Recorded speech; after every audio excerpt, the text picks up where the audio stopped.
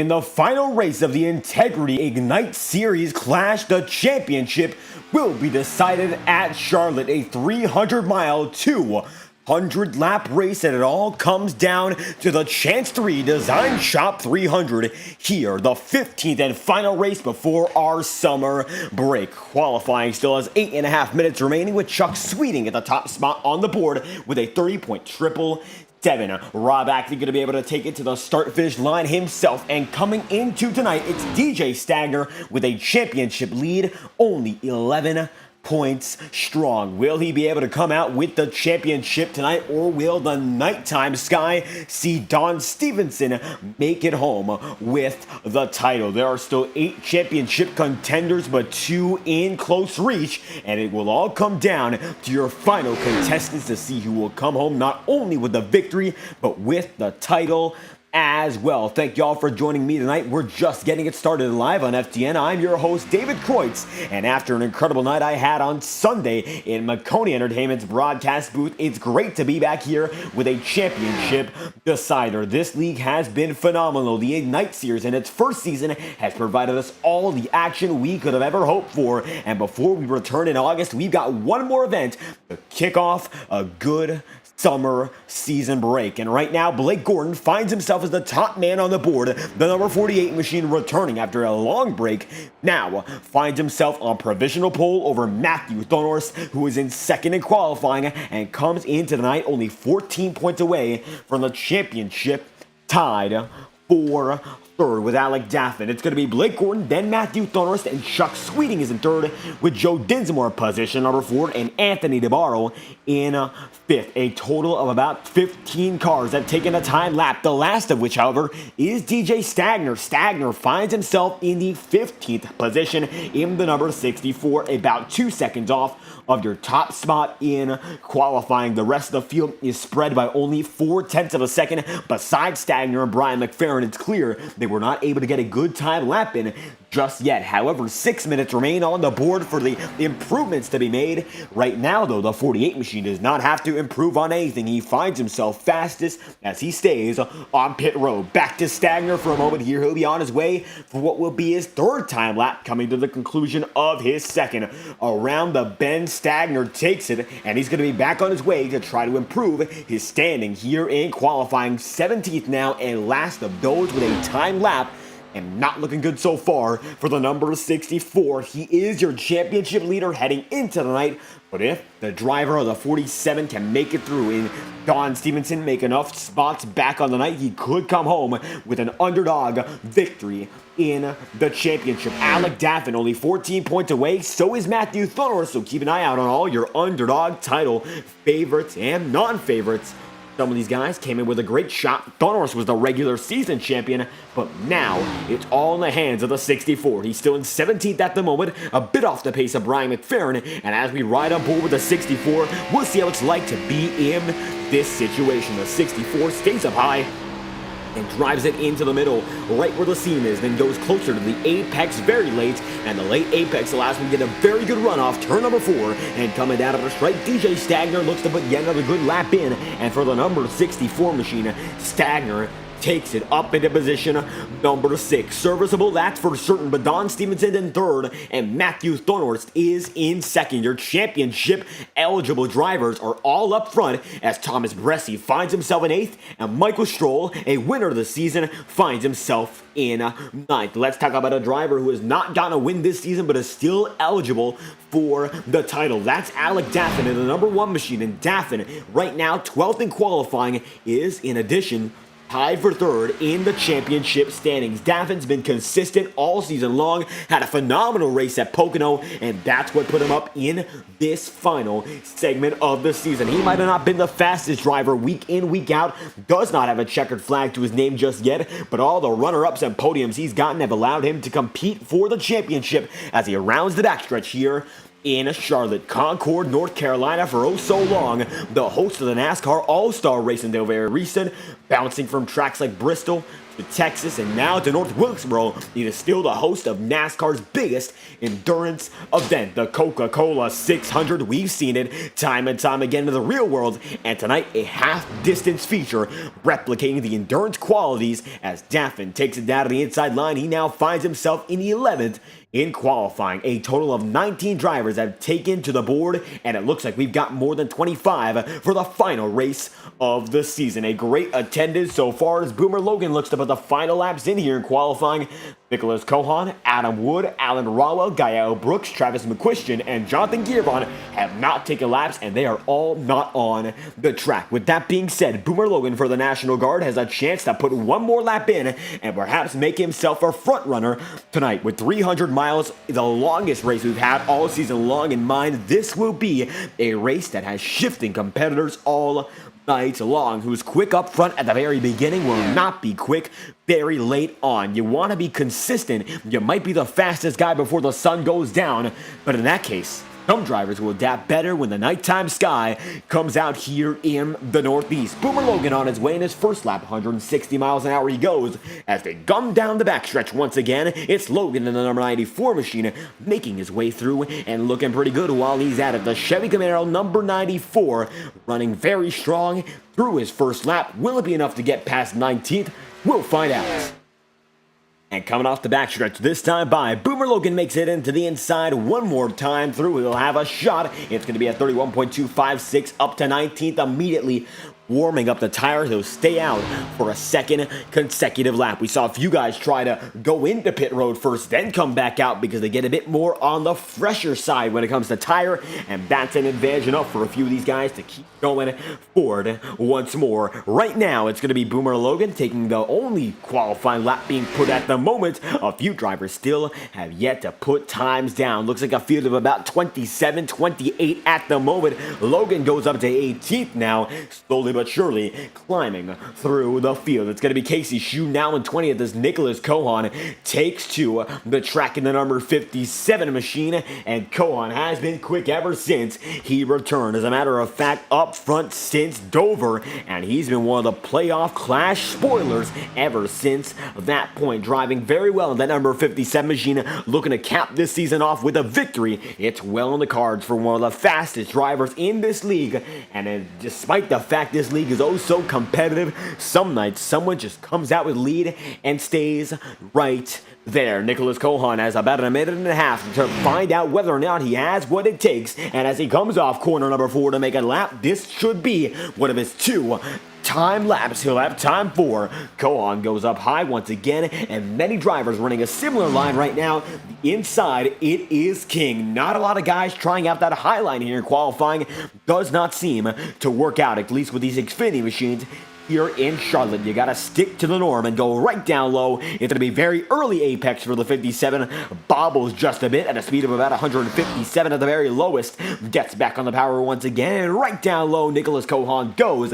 The number 57 makes it so, and that's gonna be a 30.891. Cohan has one more chance with 40 seconds on the board. He takes it up to 15th now, and now he has to lock in and get it that much quicker. He's only 0.2 of a second off your pole position, but that is a large distance. The top 2 guys separated by 46 thousandths of a second. To get that distance repeated once again, you have to go back to Joe Dinsmore, 86 thousandths adrift. The top 7 within a 10th. Thomas Bresci only 9 thousandths out for that mark in the 8th spot, and Nicholas Cohan takes it to 8th. As we mentioned it now, Cohan there, he's a 10th and 7 thousandths off your pole sitter, and that pole sitter is the number 48 of, well, who else but Blake Gordon. Up front, the number 48 machine is, and Blake Gordon will lead us to the green in your final race of the season, the Champ 3 Design Shop 300-mile event, and we will get your starting grid on your screen one last time. What a race it has been here in Charlotte for qualifying alone, and now the stands will pack for a day-to-night event. The final main of the season, 300 miles, as long as it can get. The second longest race this season was a 264-mile showdown in Talladega, and we've seen quite a few 250-mile races as well. Tonight, though, going to be different from all the rest at NASCAR's toughest track for endurance, Charlotte Motor Speedway.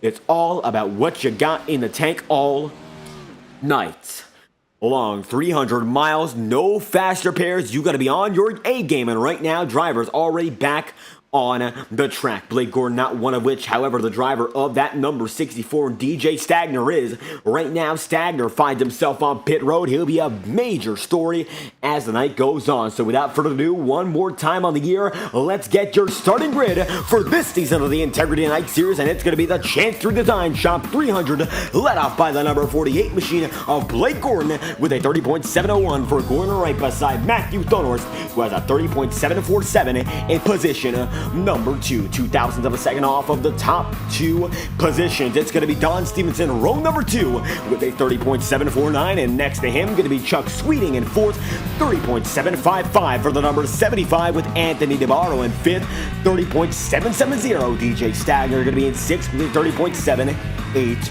4/1000th of a second away, going to be Joe Dinsmore in 7th with a 30.786, and Nicholas Cohen with a 30.808 rounds out your top 4 rows. 8th position, Thomas Bressie 9th with a 30.810, and Michael Stroll 4,000ths of a second off in the 10th spot, 30.814 for the number 38. From there on out, in position number 11, it's Cody Smith with a 30.82, and Alec Daffin going to be in 12th, top dozen, 30.825 for the number 1 machine. Jacob Pike, the 30.835, puts him in 13th, right beside Brandon Bernhardt with a 30.849. Carson Paketo going to be there in the 15th spot with a 30.869. And right next to that nice run, it's going to be the Rob Ackley machine in 16th, 30.893 for the number 22. Forrest Smith, position number 17, and that's going to be the number 84, 30.915 for him. Next to Braxton Luis with a 30.927. Boomer Logan, 19th with a 30.95, one of the last man in your top 20. That's going to be Brian McFerrin with a 31.001. The final man to take a time lap here in qualifying at Charlotte is Casey Shue in the 213 Simware number 4 machine. That Chevy Camaro puts it in the 21st with a 31.168, and Travis McQuistion going to be right behind him. Now beside him, 22nd on the board with a 93 machine put there on iRacing. From there on out, it's going to be Alan Rawa in position number 23. Gael Brooks going to be in 24th in the 71. The 45 of Adam Wood is in 25th with Jonathan Gierbon in the number 33. Put in position number 26. Cal Polarski in 27th spot in that 6th machine will be the man who rounds out your starting grid in Charlotte Motor Speedway for the Chance 3 Design Shop 300. And DJ Stagner right back down on pit road. He's gotten his final adjustments in, and this 5-minute warm-up session is already almost over. 15 minutes in the broadcast so far. The main event coming right your way in due time, and it will be a 300-lap non-stop showdown. 200 laps, my apology there, 300 miles, and we're in for one great show. Stagner right now on your screen on pit road. He's going to be moving now as Alan Dart Images comes into the chat. Thank you for stopping by. Great to have you aboard, as right now 59 seconds remain with Nicholas Cohan, the top man on the qualifying charts. Well, that's not going to be the case. He's top man in the second warm-up. And Cohan takes it down to the inside line here. He's running that inside seam, and he's gotten better and better each and every lap we've seen him on the stream. We saw he was a bit of a bobble off of turn 3 and 4 during his first qualifying lap. Got him to lose a bit of momentum heading into a second much better qualifier, but he is still learning and still becoming that much quicker. As they run down the back once again, it's going to be Nicholas Cohan going right down low, and this time he sticks right there to the paint and comes back up slowly but surely. Now going to go down to the practice 8 pit stop, a green flag stop we might see, and hopefully for Cohan's case it does not end like that. Up and over he almost went. He spins it as Adam Wood comes down to the pit road. 8 seconds remain. Adam Wood second quickest in second practice, but it's no use. Down to the pit wall he goes. It's Nicholas Cohan fastest in your final 5-minute warm-up session here in Charlotte Motor Speedway. Now it all comes down to 204 laps. The final race of the season. The sun is setting here in Charlotte, and we will see what the drivers have in store. A championship battle is still on the line. A new race winner still could be found, and Blake Gordon on pole position, an unpredictable man in that 48. He has found himself up in front, and only his second return start in that number 48. Will he be a contender or will he fall to the wayside? All these questions and more as the drivers get ready to rumble. Now it's going to be Blake Gordon leading the way in that number 48 as he is right behind your iRacing official pace car and the field following suit. More and more the drivers load in all the way back to guys like Giervon, Falarski, and the like. 27 drivers, and it all comes down to the leadership of Blake Gordon. He'll be starting on the pole position. Next to him will be Matthew Thunhorst with Don Stevenson there in third. Matthew Thunhorst, the highest position class driver in qualifying, but he is still a long shot to get the title his way. It's going to take an awful lot from the man in that number 8 machine. We'll see what he's got, if he's got what it takes, and what he would do to get there as we get going green. This time by the iRacing official pace car rolls off, and Blake Gordon will follow it in due time with Matthew Thunhorst right there with him. As the field gets rolling, Alec Daffin going to be on his way very soon. Boomer Logan in the middle of this sea, and every driver getting out of their formation one final time. It's going to be nerves all throughout the field as everyone prepares for one final go at it, and it looks like now Jonathan Giervon will be the final man to roll off in formation. Chris DeWeese in chat, thank you for stopping by as we just get this one started.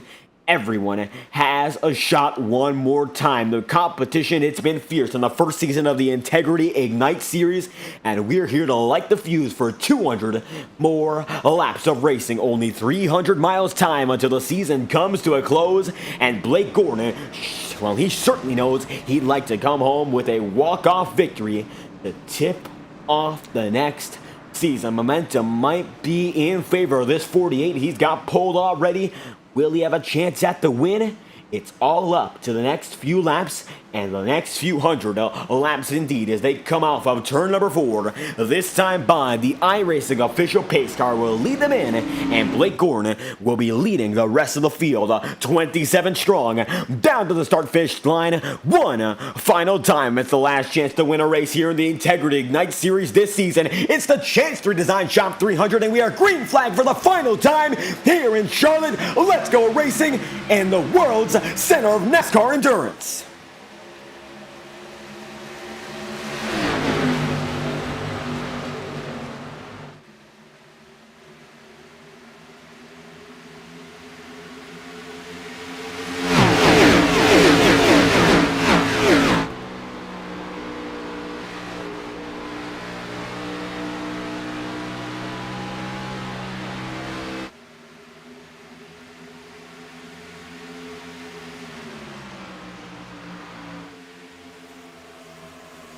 And just like that, it was Matthew Thunhorst who took the field by storm and now leads the first lap of the day. Blake Gordon going to be in second. Don Stevenson is in third with Chuck Sweeting in fourth.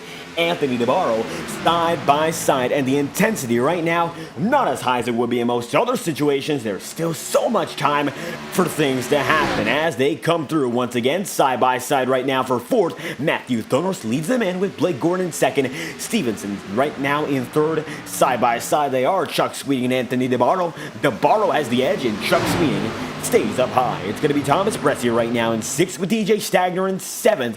Nicholas Cohan finds himself in position number 8. Single file down the back already. The guys like Ford Smith, and Smith goes down to the inside line to take it into 16th. Brandon Bernhardt right now going to be side by side with the Braxton DeWeese machine, and they'll go double file. Alongside them will be Travis McQuistion and Brian McFerrin. Double file that roll down to the turns once again. It's the number 55, not in frame, but the 59 of Carson Bechtel, looking good so far, and now finding himself just outside the first baker's dozen. Jacob Fife now on the inside line. He won last time we went racing in the Integrity Octane Series, has yet to come home with a win in these Xfinity Series machines. Heartbreak at poking over him and many other drivers, notably, of course, himself and guys like Rob Athley getting major damage early and all but ending their championship contention.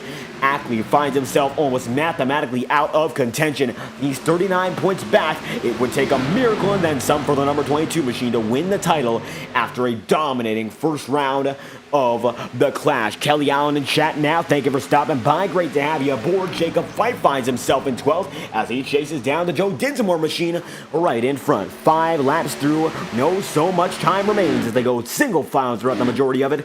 Nobody here wants to ruin their race in the first 10 laps. That would be a no-go for every driver, and that looks to be the case right now. The DeWeese machine takes the spot from Brandon Bernhardt.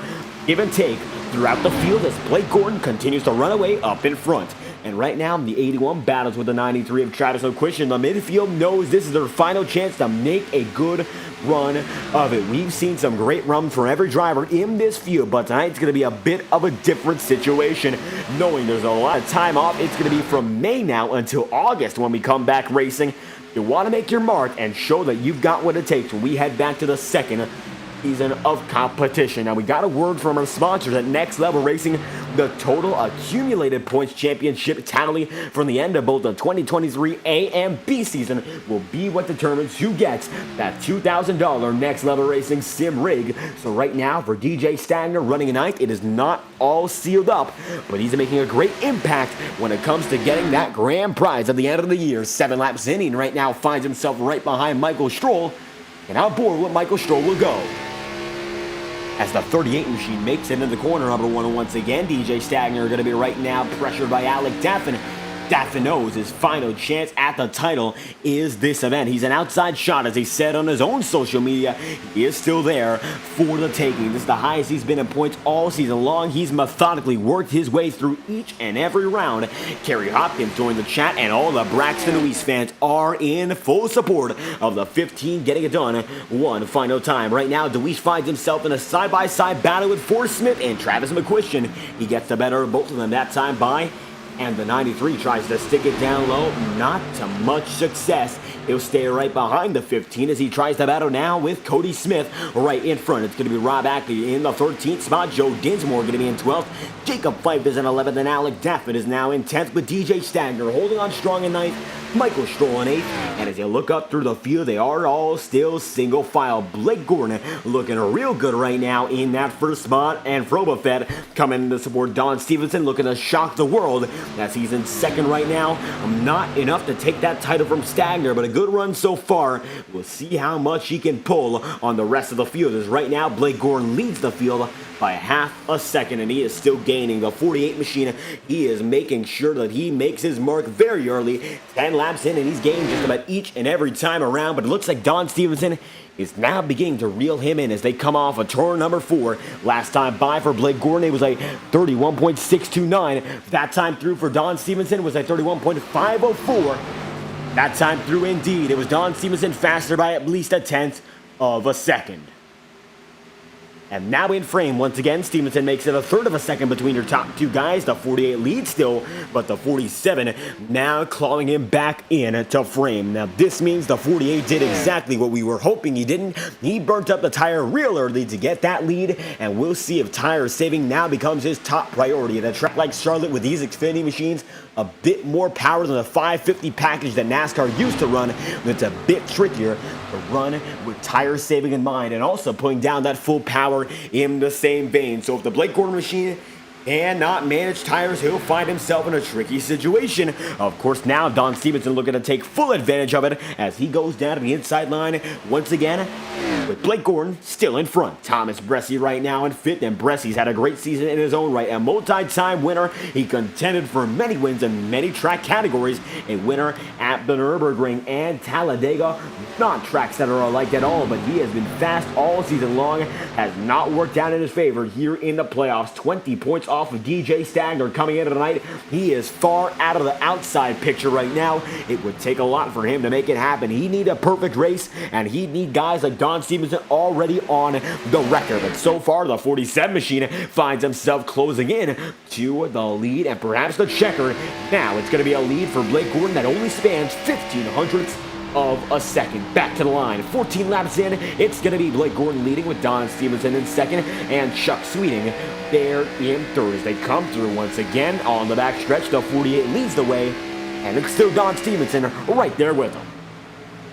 Your top three guys remain in the same order for the most part. Chuck Sweeting, he's been quick, and we have not had a read on how quick this man can be as the season's gone on. Missed a good majority of it, but came back with a vengeance as of recent, and he's been one of those guys up in front all throughout the clash. The 75 has not been able to join the spoiler victory parade with Michael Stroll and Nicholas Cohan just yet, but Chuck Sweeting, with one final opportunity on the table, could come home with that swan song victory to this season. It's been a great run already. How would it be if the 75 came home in victory lane? I think it'll be one hell of a story. Right now, he holds on strong in the white, black, and blue number 75. Chuck Sweeting, a sweet run, and now he's on the back bumper of Don Stevenson. It's going to be a game of cat and mouse all night long when it comes to strategy. That number 75 machine now is on the back bumper of Don Stevenson, the same way Stevenson was on Blake Gordon. It's a game of back and forth, push and pull, tug of war in a sense, as the 47 snaps onto the back bumper in that snap-on machine. He now has himself within 1/10 of a second of the overall race lead. Down low, Blake Stevenson goes. Keep it there as well. Blake and Stevenson in succession. And now Blake Gordon washes up high, right down to the inside line. Don Stevenson at the stripe will be the lap leader, but only by about 30 thousandths of a second. Stevenson now is your leading man with Blake Gordon up high in second, and there's going to be a caution out. Big hit for appears to be Forrest Smith in that number 84. Let's find out just what happened to Forrest Smith, and you can see he gets in the wall. Then Casey's shoe gets right into him. This begins with Casey's shoe, and we'll try to get an onboard with what just happened there. Casey's shoe gets out of control, and a big-time hit for the man in that number 4. Casey's shoe goes for a wild ride and gets in the wall, and that brings out yellow number 1 on the night. We noticed something about our graphics. Give us just a moment here as we fix that up. Yellow flag comes out for the first time to here live on FTN, and 300 miles in total, and we get our first caution just about after the first 30. What a race though we have in mind from here on out, as we will bring back your cockpit mirrors. For a moment there, it appeared they were off, but here we're going to test it again. Take a look on your screen. They should be back. Good to have them back, as we now have even more detail from inside the driver's perspective. Let's get back to work. It's Don Stevenson leading and Blake Gordon in second. As the sun is already setting, we have our first yellow flag on the night. And Don Stevenson, the outside championship contender, finds himself in the lead. It's Stevenson leading with Blake Gordon second, and then Chuck Sweeting in third. Anthony DeBarro going to be coming down with them. Blake Gordon stays out here, and so does Nicholas Cohan, but a good majority of the field comes in at the same time, and down and in they go, and it is a swarm coming into Charlotte pit road here.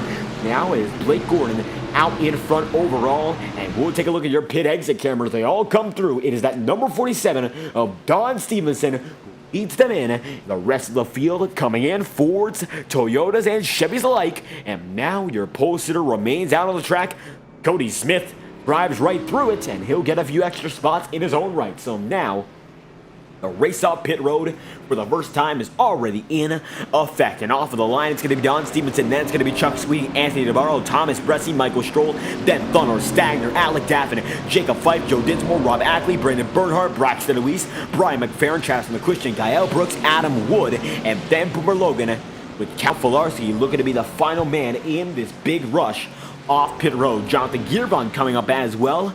But with all being said and done, Blake Gordon, your overall leader, and the winner off pit road is the 47 of Don Stevenson. So picking off everything he needed on pit road, the 4 tires and fuel, it appears he already got them. And that might be a bit of a risk early with the strategy. Taking them so early into this race, he could be at a deficit later on. But the short-term gain has been taken, leaving all but 2 drivers out on pit road. It's going to be Nicholas Cohan in the 57 in second, and Blake Gordon, your overall leader, staying out. Casey Shue on pit road right now going to be able to get back on his way, just barely on the lead lap, and it looks like Forrest Smith is done for the day. That 84 machine, his front end is all blown up, and what a way to end it. Not a good way to. Forrest Smith finds his season done within the first 18 laps of the season finale. Heartbreaker there for the man in that number 84, Casey Shue. Still going, however, and your first yellow flag sees one casualty just like that. The season, however, still has over 180 laps remaining, and it is led by the man in that number 48 of Blake Gordon on the high side. 1 lap to green this time through, and we'll get back to the action as soon as we left it. 20 laps in, out of 200, and the leader is still Blake Gordon. Nicholas Cohan down low. 2 drivers on old tires stay out, and the rest of the field now on slicks. It's going to be a battle of slicks versus scuffs. Only 20 laps in, and strategy has gotten to be a bit of a shifter, and the number 48 has taken the first big bold move. He'll lead only one other driver on a like-minded strategic decision. The rest of the field chooses to play it safe and get a new set. Let's find out what works in due time, as the first restart of the night is just ahead of us. The iRacing official pace car pulls in this time by, and for Endeavor Racing, the number 48 is on the endeavor to make something happen, and make something happen quick. Well, we'll see if this is about the quick game or if it's all about lap 200. Caution flag extended. It looks like we have one more lap of pacing. We'll go green at lap number 22. And all of the drivers still going. Look to have a good shot here. Single file down to guys like Gael Brooks. He's going to be right there with Cal Filarski. But Boomer Logan on back is single file. It's Logan, Irvon, Bichtel, Casey Shue getting right behind Cody Smith, and Alan Rawa right now last on the track. The rest of the field, 10 rows deep, is double file. And right now, Don Stevenson only finds himself 6 positions ahead of EJ Stagner. Stagner does end up wrecking out early, and Don Stevenson goes on to win it. I do believe that could be the scenario in which the man in that 47 comes home with the championship. It's a far shot for anyone right now to take it home besides the 64. Stagner right now is in the front row seat for a title win, but you never know until it's over as they come down the back once again. Blake Gordon is the man who leads it, and is Nicholas Cohan right there trying to take it and impede upon that top run. The 48s had 2 drivers on old tires, 21 laps into their stint, going against the brand new set. After they come off of 3 and 4 this time by, we will get the green flag, and there should be nothing that delays us. It's going to be the iRacing official pace car dropping in as the sun begins to set here in Charlotte, America's home for racing. Has seen a good bunch of it so far. We're just about 42 miles deep. We'll make it 44 next time by, as the first few races of the season have gone as well. Let's get our first restart just a bit early into it. Lap 21 leads to lap number 22, and the green flag follows for Blake Gordon. Let's go racing once again. Restart number 1 here in Charlotte.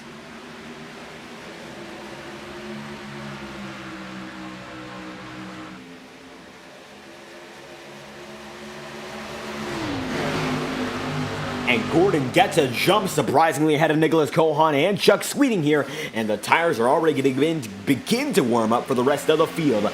Thomas Bressie depends upon Michael Stroll to give him a bit of a boost here to the 3 wide for third. It's going to be Don Stevenson down low, Chuck Sweeting up high, and the up high line works quite well. Doug Mindorf and Chad as well, thank you for stopping by. It's a big shuffle now as the guys down low getting by Cohan quite easily take the spots in succession. Don Stevenson now going to be in position number 4.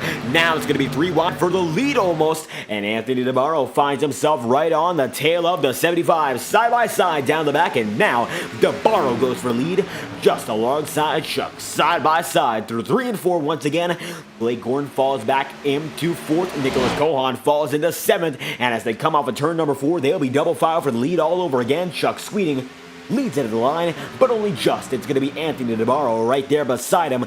24 laps in, the lead battle is in full swing as they come through 1 and 2 all over again. Nicholas Cohan put 3 wide in the middle here. It's a risky position to be in. However, they make it through. Now Michael Stroh goes right down low on Jacob Fife, tries to get by both of them.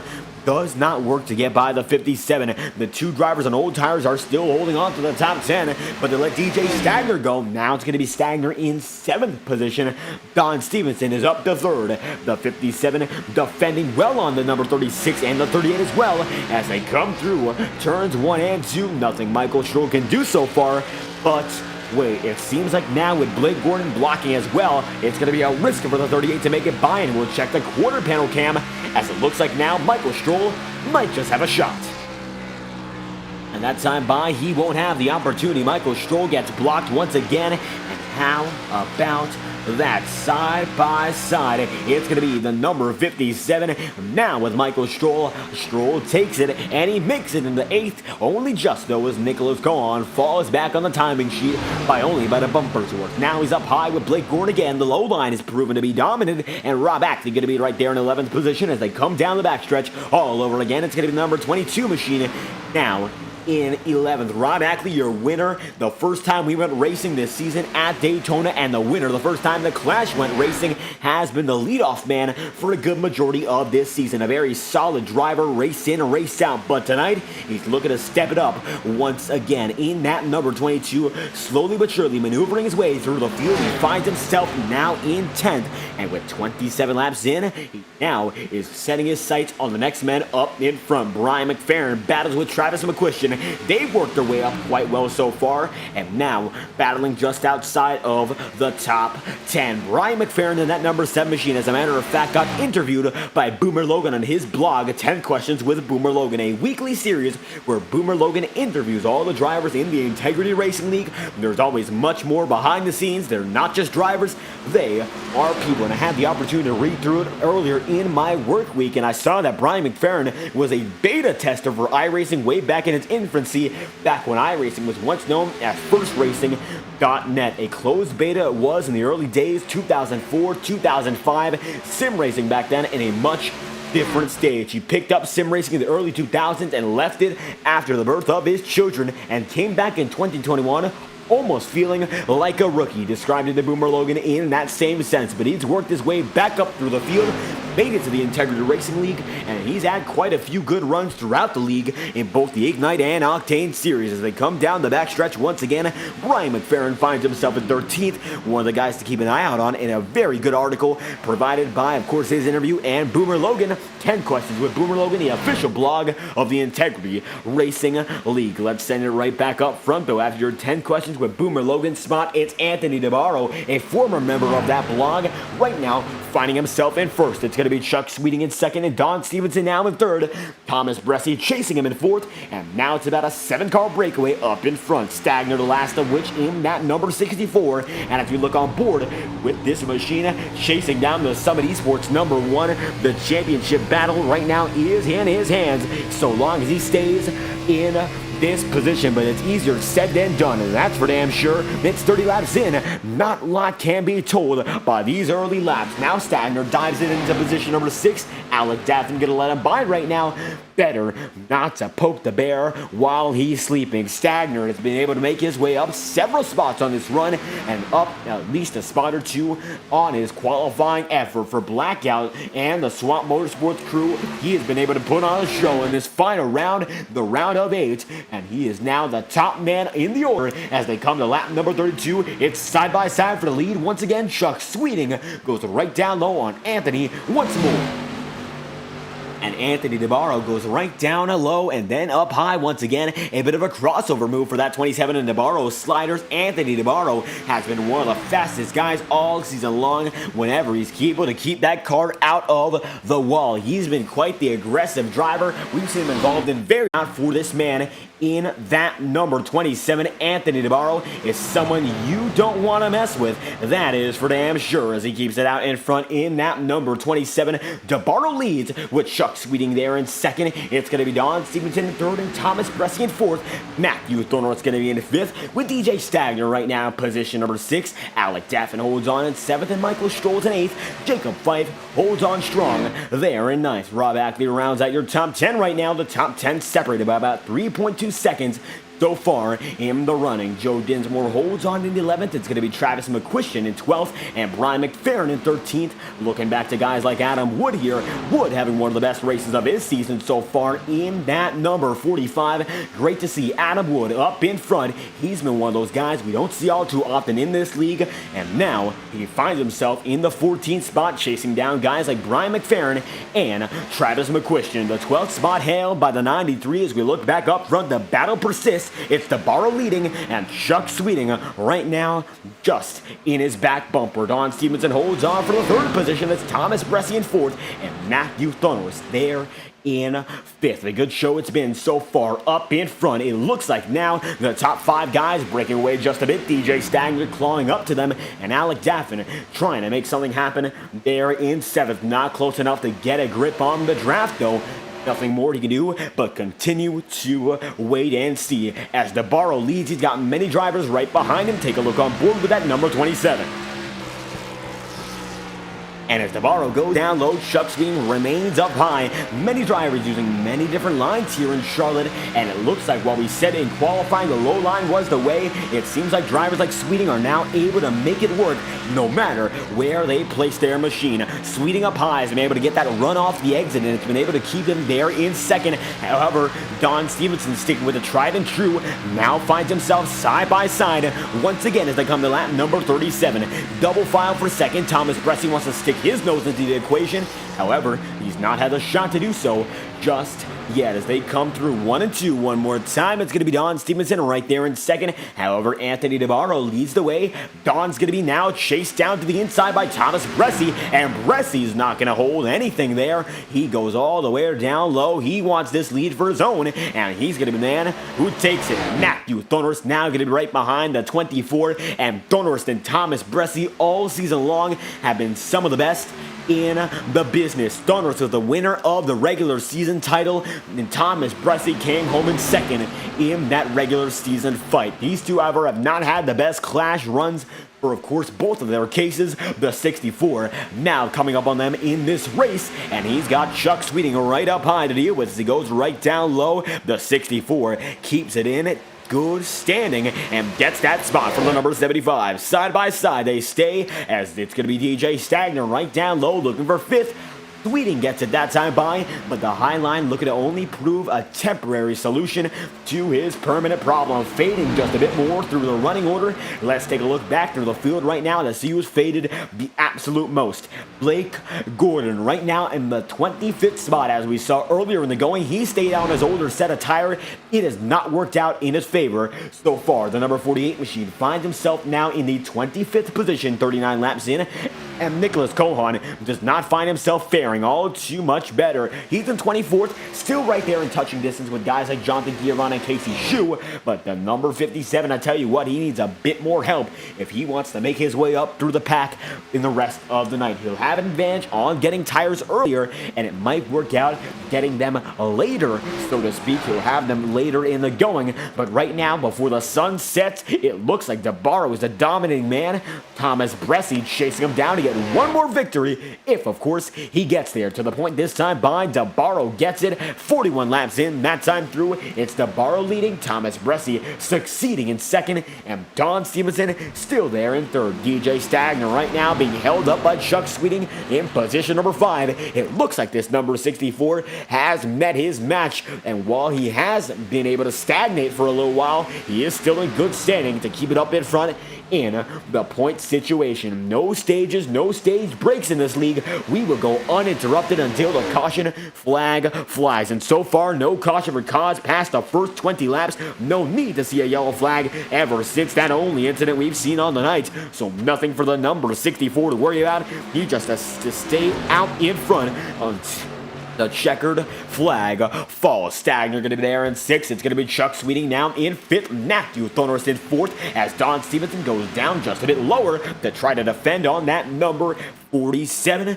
Well, it looks like Thomas Bressi did that, and it's going to be the 47 following in his footsteps here to work on that number 8. Side by side, a little further back, Jacob Fife almost got to the corner panel and Alec Daffin, but it does not work out for the pass. So the number 36 machine stays in 9th. And Jacob Fife, league owner of the Integrity Racing League, has had a great season so far, has just not been able to rattle off that first victory in this first season. Fife, one of the 8 drivers to make it into this final round, one of the 9 drivers, as a matter of fact, due to a dead heat extension, and that number 36 coming into the night finds himself position number 7 in the championship standings. Nonetheless, looking good so far to perhaps gain a few spots in that championship order, and right now finding himself just outside of the top 5, just inside the top 10. A good balance, a healthy balance, that's for sure, for Jacob Fife to hold on strong. Alec Daffin right now in the 8th position in that number 1 machine, now working down the backstretch. And we see him 2 nights a week live on FTN on Saturday nights and Monday nights on the Stock Car Racing League Fisher Studios Truck Series. He declared it would be his final season there. He came home with a 2nd place finish at Darlington last Saturday night. But here in the Xfinity machines, he has been much, much quicker than we ever expected. The versatile driver Alec Daffin is going for not 1 but 2 championships on FTN. And while he's a long shot coming into tonight, you never know. There's still over 150 laps remaining to see who gets a dud here on the Monday Night Tour. And the Monday Night Tour right now led by Anthony DeBarro, but Thomas Bressie goes right down low once again. Far from the end of this one. Stay tuned. We're just getting started. 45 laps in, Thomas Bressie leads the way with Don Stevenson right there behind him. He leads the way for the battle in 2nd right now, and it looks like Anthony DeBarro wants to be in his own frame of mind as they come through 1 and 2. The first 2 turns, they are different from the second set of turns. 3 and 4, they are a bit different when it comes to their geometric conditions. And as we look at them go right through, DeBarro lanes it up high, and it's going to be Thomas Bressie right down low. This time by going to be side by side for the lead, almost there, but DeBarro keeps it right in front. What he needs to do to just lead lap after lap, make it lap number 47 this time by Don Stevenson in the 47, holds on in 3rd, but the number 27 finds himself as the top man in the order even still. Thomas Bressie, position number 2, holds on strong, and Don Stevenson now has Matthew Thornton on his back bumper. Closest battle on the racing circuit is for 11th right now. It's Joe Dinsmore and Rob Ackley actually fighting for 10th, and high side dreaming. Joe Dinsmore goes.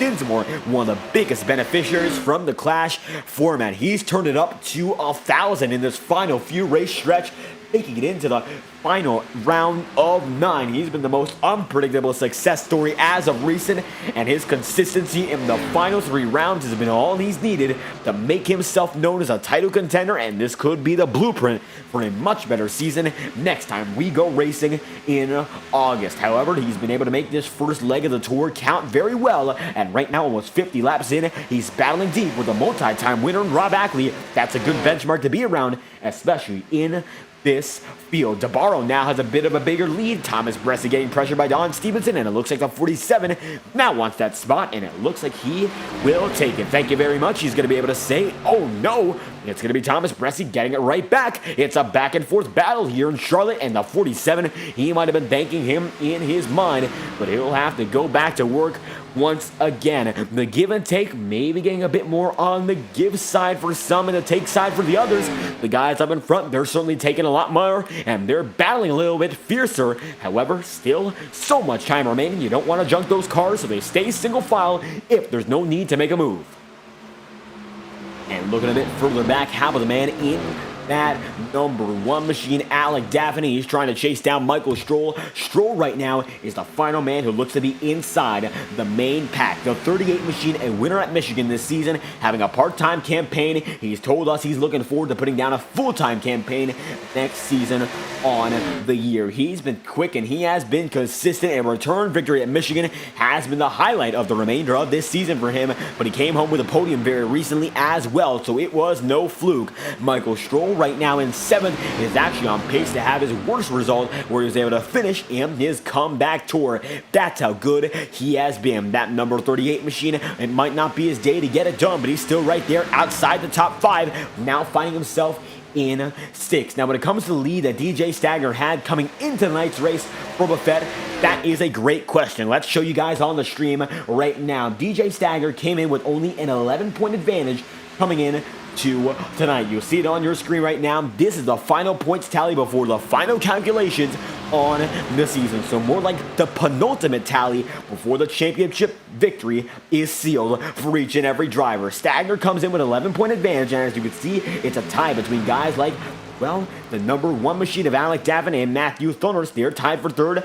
Thomas Bressi is 20 points back in 5th. Joe Dinsmore is 28 back in 6th, with Jacob Fife in 7th, Gael Brooks in 8th, and Rob Ackley getting wrecked on the first lap. No, he is in 9th. So with that being said, the number 64 machine comes with an 11-point advantage, and that might be enough to hold on, given where he is right now relative to his competitors. I'd say right now a top 15 is a lock to get it done for the championship. But right now, DJ Stagner wants to double seal it and put a knot on it. He's going side by side with Don Stevenson now, his closest championship rival, only a car length ahead, 53 laps in. This could be the move he's wanted to make all race long. The number 64 machine now goes out of the inside line once again, and he'll take it side by side with Don one more time around. Now Don Stevenson finds himself right behind the good old championship rival of DJ Stagner. Stagner going to be side by side off the backstretch this time through. Let's ride aboard with Michael Stroll and watch the battle here and see how they race one another from the perspective of a driver. Now Stagner gets it right down low. A good entry, a good midway. We saw him bobble just a bit, but it's going to be no use. And now Stevenson gets filed out by the 38 as well. Really good move for the 64 machine. Now DJ finds himself there in 4th. Michael Stroll even able to clear Don Stevenson in that same token. And now the number 47 puts himself all the way back into 6th. That might not be a very bad position for any driver, but it's a far cry from where he needs to be in order to seal this championship deal. And now Don goes right down low to take it back on Michael Stroll. The championship victory is at stake. Each and every position that Michael Stroll gains on drivers like Stevenson is a spot that could be used to benefit DJ Stagner. Don Stevenson goes down low. Michael Stroll not going to have any of it. Right now, the championship spoilers are playing a big part once again. Anthony DeBarra right now, 56 laps in, finds himself leading the way by over 0.8 of a second. He is far and far out ahead and looking real good while he's at it right now. The number 27 machine finds himself in position number 1 by his own frame. Position number 1 held by nearly a second's worth over Thomas Bressi. The rest of the field much, much closer. The entirety of this pack separated by now only a total of 16 seconds. And it looks like Alan Rawa down at pit road, and Nicholas Cohan just came out of pit road. The 57 gets his first set of tire in. It looks like about a 56 lap stint is to be expected for these drivers, and that's just under a third of this race. So with that being said, these guys will have the capability to make it about a 3-stop race at the very most. We've seen many guys make 1 stop, so there should be maybe 2 more on the agenda as Anthony DeBarro takes it down and in. Thomas Bressi still fading back here,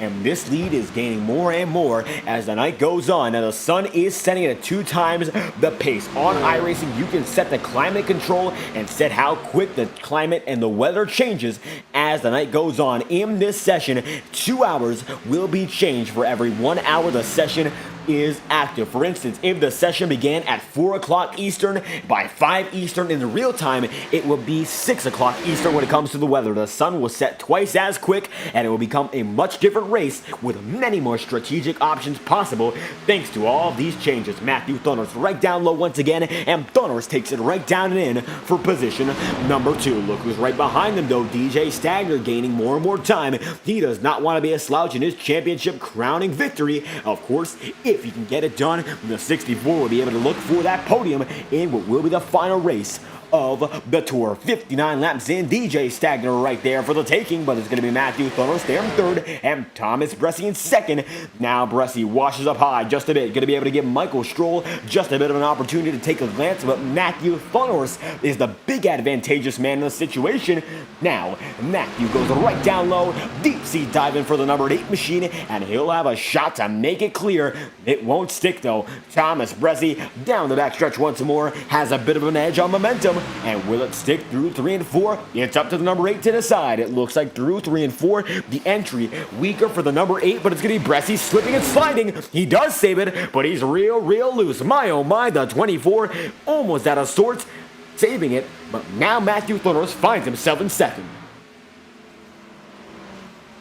And with that being said, DJ Stagner now is going to find himself filed out. Michael Stroll is chasing with even more speed than that number 64. Many drivers coming up to get in the podium, and now that 38 wants to be part of this parade. Right down low on the blackout machine, it's going to be a side-by-side battle if DJ Stagner does not get the better of him. That time by, Stagner does. As they come to the line, once again, Anthony DeBarro leads them down to lap number 62. Thunor stays intact, though he's now running very well in second, getting a bit of an advantage on the 24. And this means that DJ Stagner has a better chance to take home third without much hesitation. The side-by-side battle is no longer, and now the 24 machine finds himself in a bit more trouble with multiple drivers preying on him. Michael Stroll goes right down low to try to make it stick on Stagner, but it won't work.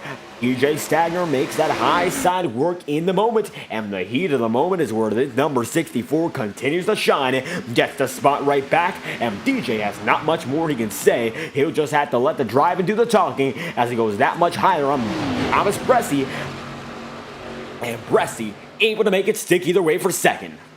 Side by side, now right behind. That's going to be Rob Ackley with the lap machine of Alan Rowell. Rowell now going to be 2 laps down. It looks like no pace for that number 43, finding himself as the first man 2 down. And he will be able to get that lap back with the speed that he has. Look up high. That number 43 is coming like a bullet, and he is much, much quicker than his contemporaries in the field.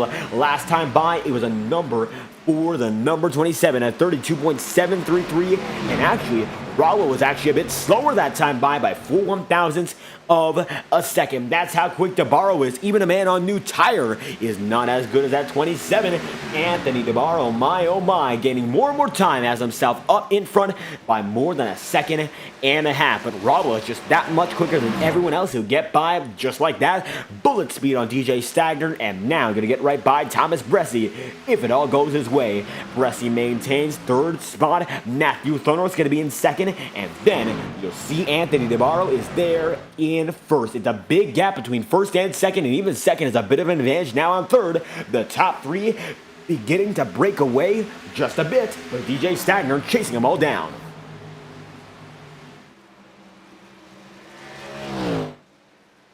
As Anthony DeBarro comes down to the start-finish line, once again, lap number 66, and the battles have been fierce. So far, so strong for the guys up in front, and the championship contenders occupy positions 2, 3, 4, 8, 9, 10, 11, and then you got to go back to a guy like Gael Brooks right now in 15th, the final of which still racing. Right in front of him, though, is the number 18 machine of Cody Smith, represented in the Integrity Octane Series by Next Level Racing. 66 laps in, you know what that means? Our first Next Level Racing promotional break of the night. Next Level Racing, high quality sim racing performance products for dedicated sim racers who want nothing but the best. Always a pleasure to be working with this operation at Next Level Racing, a proud partner of the Integrity Racing League, and as of recent, an official partnership with Ferrari for licensed products for all of your sim racing needs. Visit nextlevelracing.com for more information on their products. We'd love to have you there as a customer, and we thank you dearly for your viewership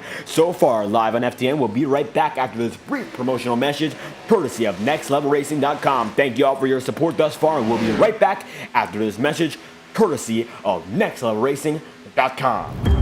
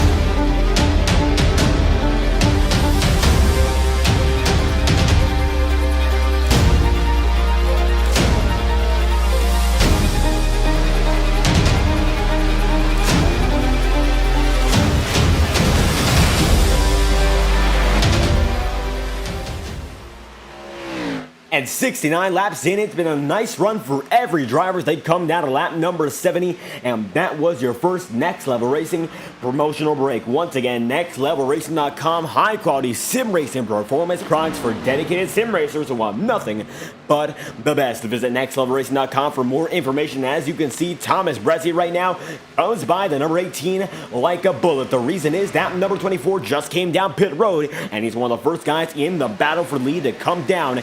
He makes it in very early. The undercut put down by that number 24. Alec Daffin in this time by to his pit stall. The number 1 goes right down and in, and Alec now makes it out. The rest of the field might have to catch up on this move. 71 laps through, and it looks like Anthony DeBarro has no signs of stopping. The last run that we saw go long was a 56-lap run by Nicholas Cohan. Cohan finds himself right now in position number 20, and he's playing a much different strategy compared to the rest of this field. We'll see if it works out, though. It's still a big risk. Only a few drivers in the competition for the win have come down pit road. The rest of the field, no matter whether or not they're in contention, have stayed out. You don't want to mess yourself up by coming in oh so early. You might find yourself in big trouble just like that. We've seen many undercuts go right, but many have gone wrong, and sometimes the alternate strategy is not the right strategy. You got to pick and choose wisely here in Charlotte. And especially in a race like this, 300 miles worth, you just want to make it home the checkered flag in most instances. We've seen some heartbreak in the Coke 600. Say, for instance, Dale Earnhardt Jr. in the final few heat, I believe the 2011 Coke 600, he broke down, no fuel, nothing more that he could do. It came to a halt, and that was it, as Joe Dinsmore comes in with Jacob Fife.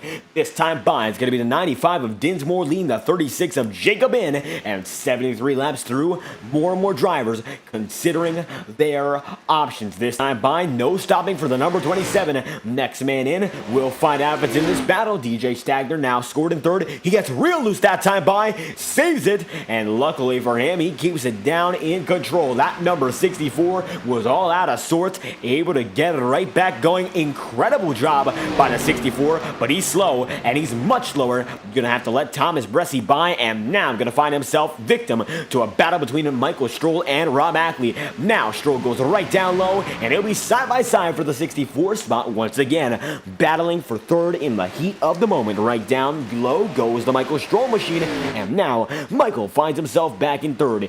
Gonna be DJ Stagner back in fourth, stays just within that podium contention as Adam Wood comes down to pit road. This time by, looking back up in front. Now Matthew Thonos gets passed by Thomas Bressi, and Bressi is a bullet. 75 laps in out of 200. That number 24 machine works his way through the corners each and every time, and he's got a magnificent way about that car at the moment. Nobody seems to be on his level right now. 75 in, and the 24 working these new tires quite well, catching up, as a matter of fact, to Nicholas Cohan on a 20-lap old set, and it looks like he's in a bit of trouble. Nicholas Cohan is. He'll be able to get a lap back this time by on DeBarro. But now, drivers with a much newer set, such as the 24, are chasing him down, and chasing him down with a vengeance. Travis McQuiston down a pit road, this time by, makes it in.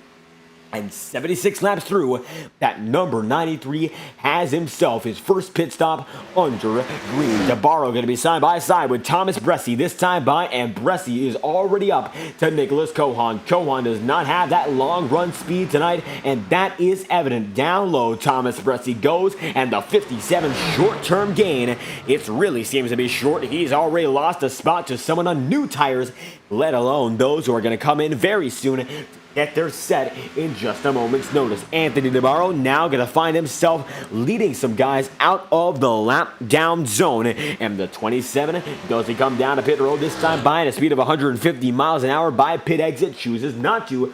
Travis McQuiston, the most recent, and in, and 59 laps through for the number 27. He is on the oldest stint on the field so far. Matthew Thoner is going to be right there as well. Most of these drivers are on a 59 lap old stint, but they do have to come down within the next 15 laps. It's a lot of room for pit stops, pit errors, and margins of time to be very slim.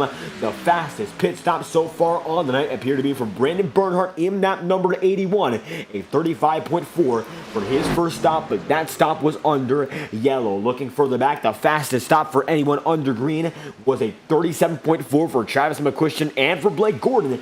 Now it's going to be Anthony DeBarro, your race leader, coming in 79 laps in. He's got a lot of time, so this will be an important stop, but it's not going to be one that's for all the marbles. DeBarro's in, Matthew Thunder stays out, and now he's going to be able to take that lead with Michael Stroll in second and DJ Stagner now in third. Rob Ackley holds on strong for fourth. It's Chuck Sweeting in fifth, and Don Stevenson in sixth. Brian McFerrin going to be in seventh. Cody Smith is in eighth, and now Michael Stroll comes down to pit road right by the Dollar General signage. He's in, and he is good to go for yet another stop. Brian McFerrin comes in right there with him, and now we're seeing more and more drivers come down to pit road. In iRacing, pit stops are not as nuanced in the real world. Of course, there's a lot that goes into it.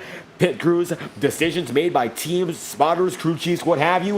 On iRacing, the driver and to control their own destiny. All you can do is make sure you come down to pit road at the proper speed, and if you can do that, well, you'll be good to go. Take, for instance, Matthew Thonos. He's in big trouble, but he saves it, locks it down. Great job there. The 64 and the 22 coming right there with them, and the number 8 was all out of sorts, but he still goes as Gael Brooks now finds himself up in front. Chuck Sweeting, your overall leader, 81 laps in. This will be the most important stop for the number 8 machine. DeBarro needs to run the lap of his life. Let's see where he is on the circuit right now. Gets right by Blake Gordon. He's good to go for one spot. Will he be good to go for another? We'll find out. Looking at this, it looks like another man going to be coming in. Rob Ackley fading back through the field. DeBarro putting that power down. His best lap so far, 30.902.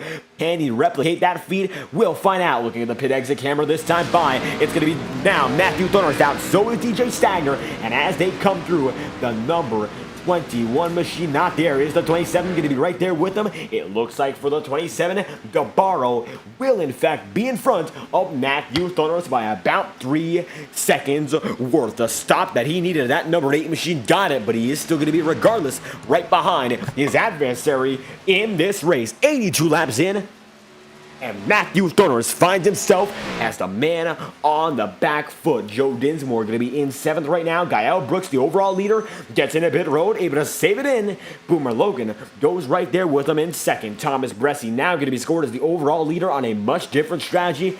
And Alec Daffin, chasing him down for the lead as well, finds himself just a few spots adrift as he's now on his 12th lap of this set. Down the line, this time by for the number 1 machine of Alec Daffin.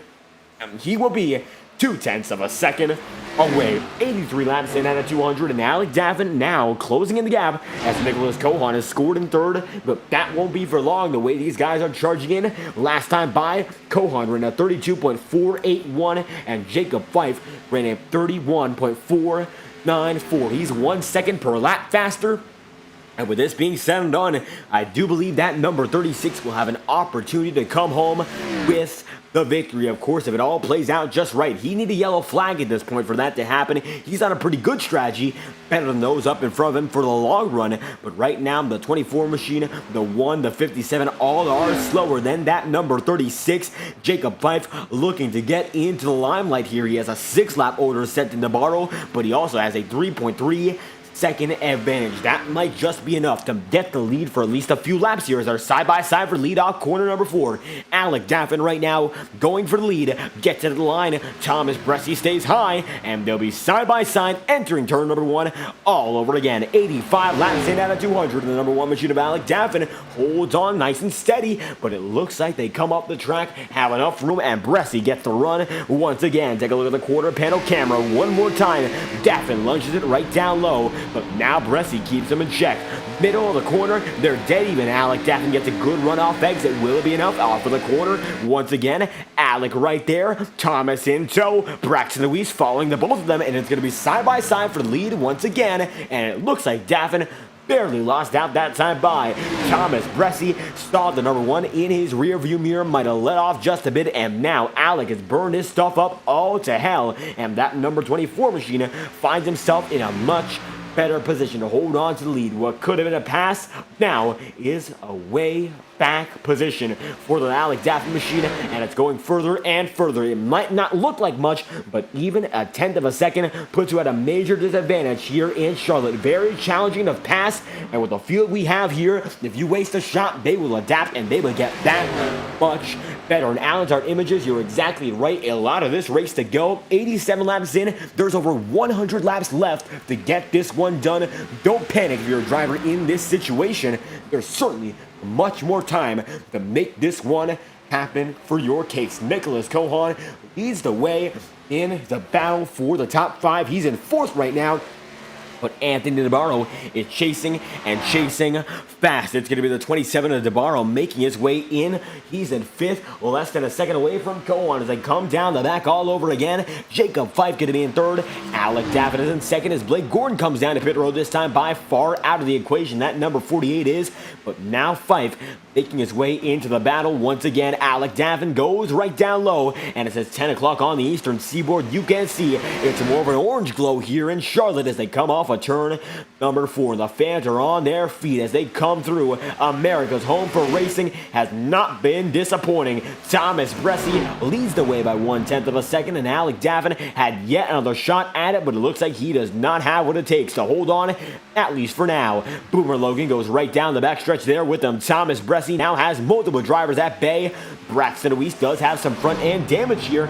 Despite that, he is still looking to get that lap back and put himself on the lead lap. He's in the 20th spot at the moment, with Boomer Logan now in the 19th position looking to get that lap back, and Boomer does, only just as Thomas Bresci holds him right up high. Side by side, 90 laps in, and the number 94 gets it right back. Green flag, we've been for the past 70 laps so far. Thomas Bresci finds himself the leader as we come 10 laps shy of the halfway point for the final race of the season. For those tuning in, this is the last race of the Integrity Ignite Series season until August. There's summer break starting very, very soon. It's been a phenomenal season so far, and if you're tuning in for the first time live on FDN, my name is David Kreutz, the host of Fireball Talks NASCAR most nights, and I'll be with you live 5 nights this week. So if you love what you're seeing here, there's a lot more of it coming this week. Multiple races at Charlotte and multiple championship finales, all on FDN. Be sure to leave a subscription to the channel and like the stream up. We love to have your support. It means the world to have the viewership we have, and we could never do without each and every one of you. Thomas Bresci right now couldn't do without his car. That Chevy Camaro is dialed in and dialed up as he leads now by 2/10 of a second over Alec Daffin.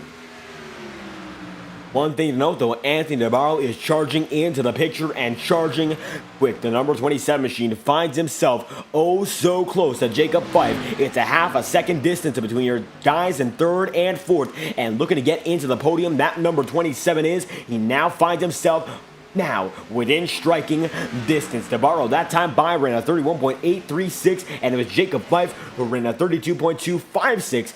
He was about a half a second slower that time by. Good to go. It looks like that 27 is for the rest of the way.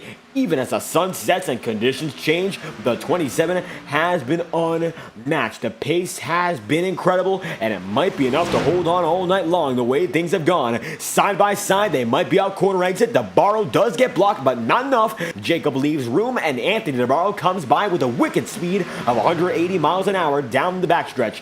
Charlotte Motor Speedway, a 1.5-mile circuit, is much smaller than the likes of Talladega and Daytona, and despite that, these machines, when unrestricted, the NASCAR Xfinity machines, can put speeds as much as any other car could. It's been a phenomenal performance from Anthony DeBarro, pushing through and through. The 27 holds on in 3rd. Now Thomas Bresci there in 1st. Alec Daffin going to be in 2nd, and Daffin now has a half a second between himself and the leader as the number 15 goes up high. He's in a bit of trouble that time through, and now Braxton finds himself put back one more spot, not another lap down, but he is now less close to that lead battle that he loved to be in to get back into leading contention in the case of a yellow. 95 laps in, and the show's been all about the number 27. However, Thomas Bresci has led about the last 15 in succession, and he's made the right calls to get the lead, and he might have the chance to make it through to halfway. Now, there's no halfway bonus in this league, but surely, if there was,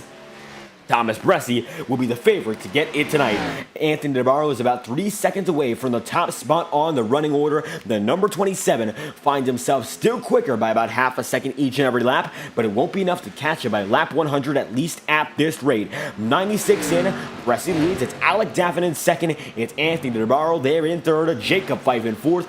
Matthew Thornhurst in fifth. And Michael Stroll there in sixth. DJ Stagner, your championship leader in the night that we are seeing here in Charlotte, he finds himself now looking for the top 5. He's in 7th at the moment. He's got the 38 of Michael Stroll right in front of him, and as that 64 gets closer and closer, he knows he's in a safe spot right now. Don Stevenson is in 13th, and DJ Stagner is in 7th. That's practically a lock on the championship. Even though Alec Daffin is in 2nd and Thomas Bressi is leading, these Clash drivers do not have much of an opportunity. One final time, if you are watching for the first time here on FTN, Clash drivers are denoted by the yellow and black you see on your screen. Michael Stroll, he's denoted by the black and red. He's not a championship contender, but he's been as quick as a champion all season long. Keep an eye out for him next time we go racing here in August. It's going to be a great show next season, 2023B, and this has been the first season of the Ignite Series, and it's gone off with a great bang. Nothing short of incredible so far, and Thomas Bressi, one of the best to do it. Now Alec Daffin 1 second off of your leader, but look who's right there. Anthony DeBarro now within 0.6 of a second of the man in that number 1. 98 laps in, and it is counting down closer and closer to the end. Alec Daffin still in the runner-up spot here. Anthony DeBarro passed by Jacob Fife. Fife falling back. It could be the number 1 holding on for the podium, but the 27 will not be denied as he chases down yet another spot throughout the running order. And looking further back right now, let's take a look at the closest battle on the racing circuit. According to our interval system, it looks like right now it's going to come down to Adam Wood and Nicholas Cohan. Adam Wood is gaining big, and the 45 machine off corner exit should have a shot at Cohan with the next lap or so.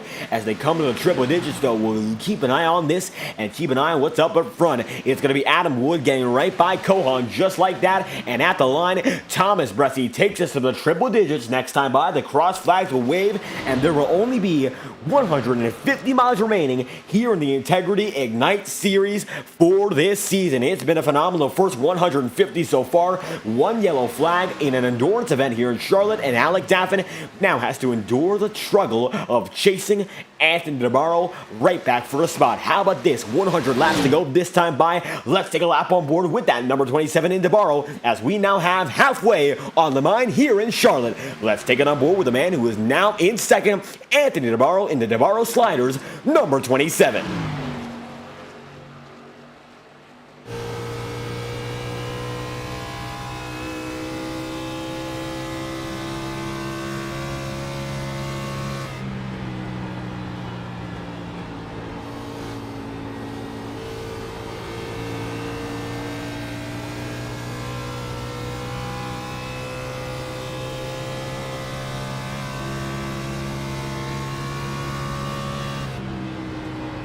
And that time through, DeBarro game big, now only 0.6 of a second behind the man in that number 24. It is Thomas Bressi holding on fiercely so far, but it looks like it might not be enough. That 27 gaining more and more time, and it's becoming crystal clear that the competition for lead has increased. Thomas Bressi had a good shot at holding on to it for a few more laps, but now with nobody in his way, that number 27 has an opportunity to get right through and push past the number 24. 98 laps remaining here in Charlotte. It's Bressi leading, but now only 0.3 of a second separate your top 2 drivers. As they come off the backstretch once again, DeBarro going at a speed about 3 miles an hour faster through each and every section, and Bressi can do nothing but hope. There's all that he has in this number 24 machine. That's how quick DeBarro's been, gaining more and more time. Nobody doing it quite like him as they come off the back once again. That number 24 now within striking distance of losing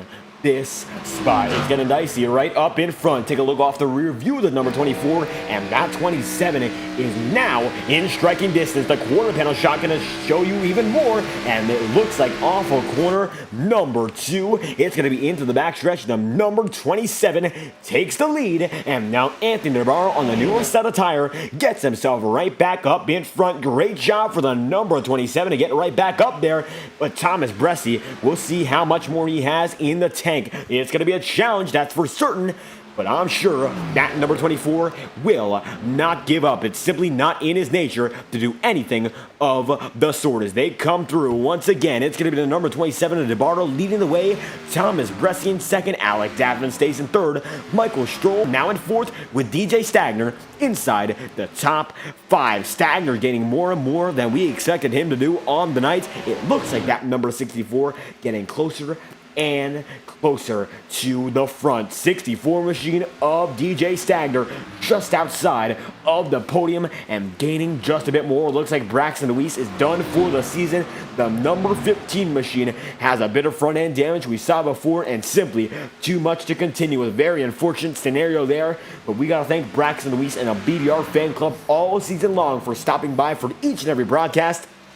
And we hope to have y'all until the end of the stream here. Still a lot to go on. Unfortunate for that number 15 camp. We love to see them back next season. Been a great one so far as a clash contender for that number 15. Right up in front, though, one of the contenders who did not make the clash is still your leading man, Anthony DeBarro. Second to none so far here in Charlotte. Simply above the rest of the field here tonight. How about the power put down by this 27? And I think he's still got a little more left in the tank. That Toyota Supra has been nothing short of super. And with 94 laps left, they'll come by the stretch with the 24 holding on in second. Alec Daffin in third.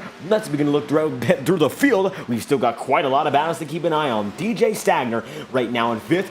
Rob Ackley going to be in sixth. Chuck Sweeting in seventh. And the closest battle, according to our metrics, is going to be for position now number 13. That's going to be Brian McFerrin right now in that number 7. Joe Dinsmore going to be in front of this, but Nicholas Cohan is going to be behind this if he's passed, and it looks like that he will be. Nicholas Cohan, I'll have to admit, he has not dropped as far back as I expected him to. He's been able to make a little bit of ground and keep himself going just outside the dozen. Alan's Art Images indeed on to the next one. Next time we go racing in August. This is only the first half of the year for the Monday Night Tour, and we'd love to have each and every one of you viewers back whenever we return. We are hoping to have more Monday night presentations, so if you drivers want to bring along your best of what we've got in store, we'd love to have you there for the taking. Brian McFerrin right now, he's one of the best of this race inside the 12th position, making strategy work out quite well right in front of Nicholas Cohan. Joe Dinsmore in 11th and Adam Wood in 10th with Jacob Fife now in 9th.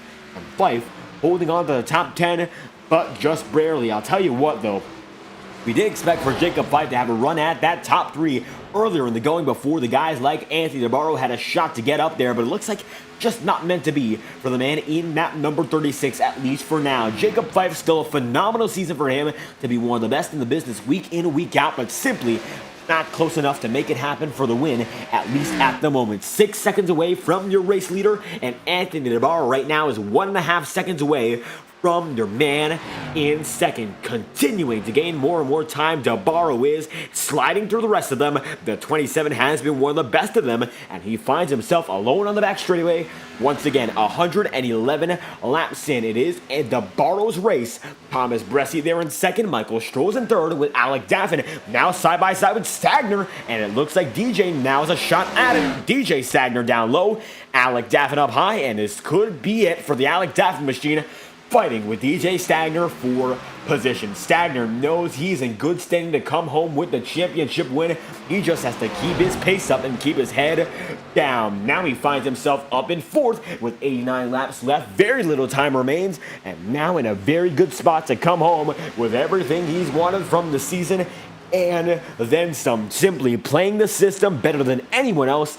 DJ now is in position number 4, 112 laps in, and this race has been phenomenal so far. Endurance, attrition, and everything of the above And so far, one man has been above the rest quite simply. Navarro now up in front by a total of 2 seconds. And for those tuning in tonight, we've got a lot more in store for the week. Take a look at our schedule for the remainder of the week live on FTN. Of course, you see tonight, it is 8:50 Eastern with the Ignite Series. But next up on the agenda will be tomorrow with the season finale for the Texaco Truck Series presented by River Page. And I'll be alongside y'all for the Integrity Octane Series with a lot of the same talent that you see here tonight. They've got 2 more races until their summer break. We've only got this one, so we're ending just a bit early. On Wednesday night, it's going to be the Highline Racing League Coca-Cola 300, a very similar event to this one, but they'll be using the throwback next-gen machines, a very, very great homage to the past of NASCAR. On Thursday, well, we didn't mention this, it's going to be a doubleheader on Thursday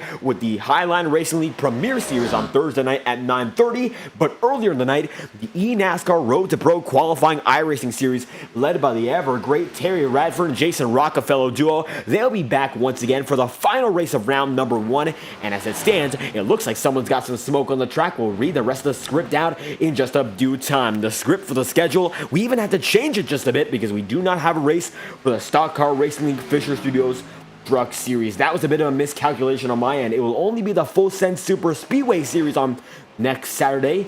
And then we'll be back with a doubleheader on Saturday as well. Kohan down to pit road this time by. Nicholas is in, and he's coming down for his next set. He made a 60-lap run of it that time by, and he's the first man in competition to come home for a pit stop. Travis McQuiston going in as well, but McQuiston blinks out for just a moment, and it looks like he's in a bit of trouble. We'll try to take an instant replay and find out just what happened. Live on FTN, let's get your instant replay going. McQuiston made it into pit road, and he simply blinked out from there. So we're trying to find out whether or not there was any more damage on that 93. It looks like he did get it all loose, but he was able to come in quite nicely. So that was a bit of a miscalculation on timing and scoring's end. He is still good to go, that 93 is. And now on pit road, still in that 93 Ford EcoBoost machine.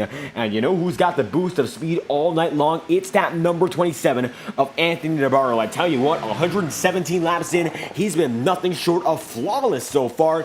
Now over 2 seconds ahead of Thomas Bressi in second, but now the battle for second is brewing with not one, but 2 drivers putting pressure down the neck of that number 24. It looks like Thomas Bressi has Michael Stroll and DJ Stagner right there at 118 laps in. The both of them are chasing down the Exalta machine right in front. Take a look at this. Thomas Bressi, who had a real good shot of holding on to second, now sees 2 great drivers in his rear view mirror. We've seen these guys contend for victories before and before once more. The 38 machine, a winner in his own right one time this season. DJ Stagner, a one-time winner too. But his consistency has dragged them up to the point of being the championship favorite coming into tonight. And as they come down the front stretch once again, how about it for Rob Ackley? Ackley finds himself in the 5th spot at the moment. Your top seed coming into the final round had a heartbreaker in Pocono, wrecked on the very first lap of the race, and that was it. Nothing more that he could do. However, it's been a good bounce back night for him, and we were a bit worried he would not show up for the rest of the season. That's a heartbreaker for any driver. But either way, the 22 showing that he's still here to race no matter what, putting on a very good show, an admirable show, that's for sure. Now, right behind the battle for a second is Thomas Bressi, has multiple drivers right behind him. Look on board with that number 64 DJ Stagner, and that number 38 AC Delco machine is only a car length away from taking the spot for position number 2. As they come off of corner number 2 once again, down the back they go, 120 laps in. Down low, Michael Stroll has an edge on that entry, and he'll take it right through. Bressi now falls back into 3rd. Michael Stroll's in 2nd, and the 64 now has himself very close to taking another. It could be a 2-for-1 as Alec Daffin comes down to pit road, this time by on pit road. Alec Daffin makes it in, and the number 1 machine comes in only about 50 laps into his stint. Anthony Navarro right now on his way, blocked by a lot of fencing here on the pit road camera, but as you can see, the 27 still out on the track. We've gone 100 consecutive laps under green so far, and there's no sign of stopping. As the number 27 comes through, the fans on their feet. Take a look at the virtual crowd. As you go through turns 1 and 2, they're all packed and they're all standing. It's been that exciting of a race. Even the iRacing crowd is loving it, and that's what we love to see. Now, Brian McFerrin going to be in front of Thomas Bressi and Jacob Fife. Fife is in again, and he comes down after 48 laps on his stint. Thomas Bressi in after 55, and DeBarro now has to weigh his options carefully. He does not have a lot of time until he has to come down to pit road. Does he choose to come down early or choose to come down late? That is the question, to be or not to be, when it comes down to his final pit stop. Right now, he certainly has been one of the best all night through. Rob Ackley coming down to pit road this time by, makes it in that number 22 machine, and he's looking good so far. Doug Mindor coming in, get him next time, Braxton Luis, and that's what we hope to see. Gotta thank all the fans once again for their support all season long. I know we're not done so far, certainly far from it. The action's only getting that much better, but it's been phenomenal to have you by my side for the first 15 races of our official partnership with the Integrity Racing League. I love to be here for years to come. A great group of drivers, and the competition is stacked to the brim. Anthony DeBarro right now has been whipping the competition. Nobody doing it quite like him so far. I tell you what, this number 27 machine, nobody on his level. And as he comes down the back once again, simply undefeated in this race. 124 laps in, he has been mesmerizing so far. Last time by, though, Michael Stroh was in fact quicker. And now, side by side with DJ Stagner, even still, the dynamic duo in second and third are now chasing down your leader. However, that time by, they were that much slower. Side by side racing proves to be slower, and it will bail out the number 27 all over again. And now more and more drivers are coming down to pit road for their final few pit stops on the night. We do expect it to be one more stop after this one at the very least. However, a restart could change that all up. We could see something happen very late. However, it might not be likely. It still could happen. Now Michael Stroll comes down and in. DJ Stagner leaves him out to drive. The 38 comes through on his lonesome. And now Michael Stroll makes it in with 75 laps to go. Anthony DeBarro leading the way. Still has not come down a pit road. He still has an opportunity to do so sometime soon. He is not taking it right now. He's with your first bracket winner of the season in Matthew Thornstwell. No, that's going to be the number 81 machine. That's Brandon Bernhardt, and a bit of a slip up there. The green machines that start and aid got me a bit slipped up, and now it's going to be Bernhardt passed by DeBarro to be put one lap down. As it stands, although it is temporary, now only a total of 10 drivers are on the lead lap, the last of which is Boomer Logan. Logan is 23 seconds off your leader at the moment, with Carson Bechtel representing McConey Setup Shop not too far behind. Make it 74 laps to go here in Charlotte. This season comes to an end with the number 27 out in front, or so it would seem the way it's gone. There's still a chance for a guy like DJ Stagner to make it through. He tends to stay on the track much later for pit stops compared to coming in early. Thomas Bressi, the king of the undercut, now coming up on him right now.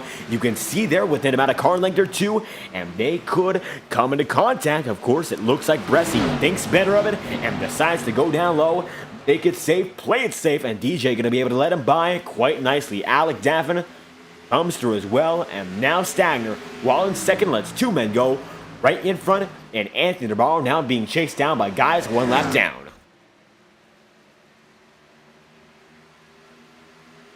And DeBarro makes it down with 72 laps to go. This leader has nothing, of course, compared to the rest of the field. He's just been that much quicker.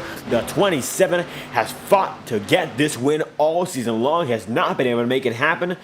But what a way it would be to finish off the season out in front. Perhaps a bit bittersweet. Not the time he needed for the championship eligibility, of course. But he has been head and shoulders above the competition here in Charlotte. Simply nobody on his level so far. But Thomas Bressi and Alec Daffin chasing him down to get back up front and perhaps make it through to get into that winning competition very, very late in the going. They'll get one lap back this time by. And now Bressi going to be put back on the lead lap. Alec Daffin, soon to follow him, goes right down low. The 27 gives him that room, and Alec Daffin now going to be chased by Rob Ackley. Ackley scored in 13th at the moment. Will be able to get by that number 27.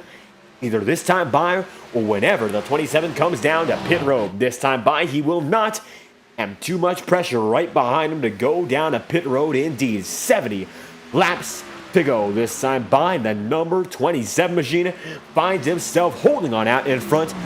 Due time, he'll have to make that stop in. He still has himself out there. It might work out, it might not. The strategic game is always fluctuating here in Charlotte, and right now, on the better side of the coin is that number 27. And how about we talk about a guy who's had a pretty good run so far? We have not mentioned all too much about Don Stevenson right now in 7th, but Gael Brooks is in 8th at the moment. And while this is, of course, due to that pit cycle underway, Gael Brooks has been able to turn it up in the second half. And while he has been consistent, he's been closer to the up front portion of the field more consistently. And that's what got him into the front running for the title in the Clash. It's a nice run for everyone so far. 69 laps remaining, and Gael Brooks makes it down the line once again to make it so for yet another lap. Lap 132 for him. He is 21 seconds away from the leader and almost being lapped down. Thankfully for his sake, he is not in that range. Now, 68 laps to go. It's Anthony DeBarro leading with DJ Stagner in second, Chuck Sweeting in third, Matthew Thunderston fourth, and then Cody Smith in fifth. And your Next Level Racing ambassador right now in the top 5, a Next Level driver, a Next Level racer, courtesy of NextLevelRacing.com. We'll take you to your second promotional break, courtesy of Next Level Racing in just a moment. NextLevelRacing.com for dedicated sim racers who want nothing but the best. Dedicated sim racers deserve Next Level Racing and their high quality sim racing performance parts. We'll be right back after this brief presentation courtesy of Next Level Racing, a proud partner of the Integrity Racing League.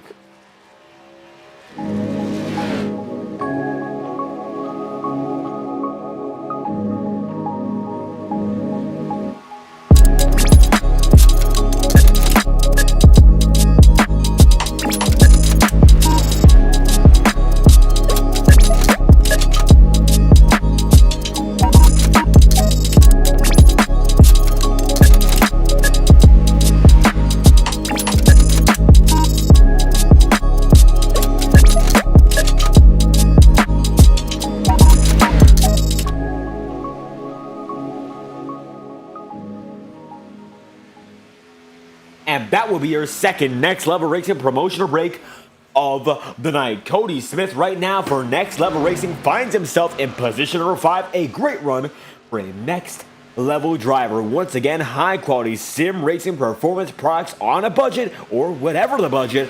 NextLevelRacing.com, it always has it covered. As we bring it back up front, 65 laps remaining here in this season, and Anthony DeBarro is bringing it down to the sunset in a style. The number 27 finds himself as the leader, and his time is running out, and he knows there's time until his pit stop comes. He'll have to stretch it until the very end if he wants to make sure the strategic run is on point. He's right now on a 57 lap stint. Is this the time he comes in? No, it's not. And the most we've seen out of any driver so far is a 60 lap run to the end. Now, theoretically, Anthony could stretch it up to about a 62 lap run and guarantee a 60 lap run to the checkered flag. That would be a risk, but it is in fact possible. Going in this late would, of course, guarantee another pit stop, but it would also be a bit redundant with about 2 lap dash from there on out. You really don't want to do that, especially in the situation that he is in. The sun is setting here in Charlotte, and it is visible now. The 27 machine, under the lights in due time, has himself a great race, and he's been a spotlight all night long. DJ Stagner, 2.4 seconds away, is now in second, and Chuck Swings in third. And Stagner, while he is gaining, is now boxed out by 2 of the machines who are much, much faster. That's Nicholas Cohan and Adam Wood getting right by. What a show they're putting on right now. And even though they're not up there for the lead battle, they are putting on a great fight. Adam Wood gets the better of him that time by, and the 57 holds on the Toyota Supra machine, and he'll just have to wait until his turn to get up there. Nicholas Cohan 4 laps down, and while a winner last week, it has not been his night in that number 57. From the highest of highs to lowest of lows. Not the way he wants to end this season off, but either way, he comes home this season knowing he's a winner and one of the best in the business. Simply not one of his best nights, but he's still hanging on tough. Only one retiree due to an incident that we saw beforehand.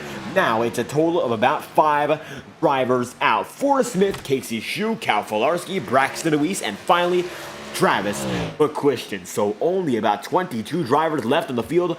Brandon Bernhardt down in this time by after a 59 lap stint for him.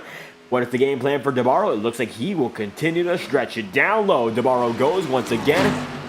And this is his 61st lap on this stint with 61 laps to go. He'll have to come in this time by to be safe, and he should be good to go for the rest of the race at this rate.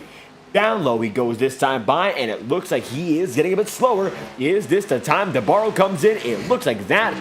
It is. It's going to be a 60-lap dash from here on out. DJ Stagner gets the lead once again, and now the 64, your championship leader, is your race leader with only just about 120 miles left on the season. How about this? It has been one great show for the 64, and now as the leader, he has an opportunity to write his own history here and perhaps take the win from that number 27. Chuck Sweeting now only a second away in position. Number 2, the 75 machine getting closer and closer to Stagner. They'll both have to come in sometime soon, and they both come in, this time through a big lunge for Chuck Sweeting, and he does get in the back bumper there, and he gets a hit. How about that contact between two of your drivers up in front? DJ Stagner gets a bit of a hit there, and it looks like he does have rear end damage now. And how about that heat of the moment? And Chuck Sweeting hits DJ Stagner, and we'll have to get an instant replay and find out just what's happened. Let's watch with that 64 once again. DJ Stagner diving into pit road, and Chuck Sweeting comes in like a bullet here. And Stagner comes in nicely, but Sweeting comes into that 64, and they just lock bumpers. Now we're checking on them live. It looks like the 64 is still good to go. It's very bad news for that number 64 camp, regardless of what happened. Right now, DJ Stagner is in fact out in front on pit road, but out in front of the race is Thomas Bressi. Once again, 58 laps to go, and now they'll be coming to 57 next time around. Thomas Bressi looking good to go all the way here. He's been able to make a good race of it, and now Stagner still on pit road as Thomas Bressi makes it through once again. It's been a phenomenal performance for that number 24 machine so far. Even though he's not been the leader on cycle, he's gotten quite a few laps led off of the normal cycle, getting himself a few bonus points, and that's always good to hear, warming himself up for the next season. Another 2 groups in. It's going to be Kyle Brooks is spinning, and he's going to get in the wall that time by, and we have an incident on pit road. Nicholas Colon slides as well. 2 drivers come in. It's almost like there's oil on the track, and that's going to be it for Kyle Brooks, and it's a 2-for-1 onto pit road. I can't believe what we just saw. My oh my, and we'll send that back to the instant replay on FTN. It was a 2-for-1 coming to the pit road, and the pit entry camera will tell you all the story. The number 71 Kyle Brooks comes in, and he comes in hot. He's gonna slide it first, and he gets it in the wall. You saw that before. Kohan hits the apron there, and he slides as well. I can't believe what we just saw. They both spin. Kohan gets the better of it, and right now Kyle Brooks is on pit road. What about what we just saw? They will send it back live on FTN. The number 24 leading Kyle Brooks on pit road, and Bressi comes by the start-finish line, and he's got the speed.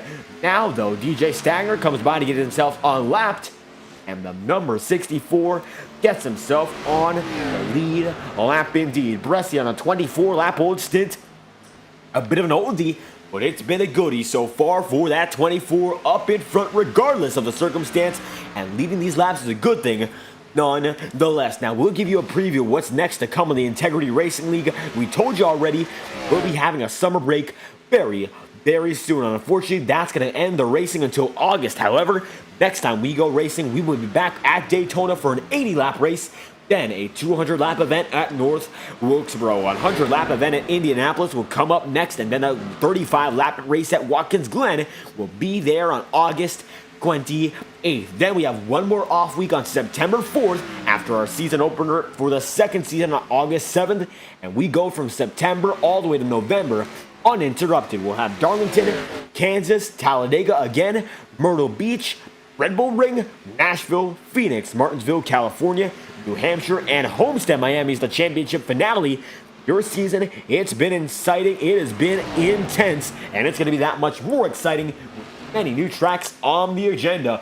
Rob Ackley down low in the 24 machine, this time by 53 laps to go, and the lead battle is back in session.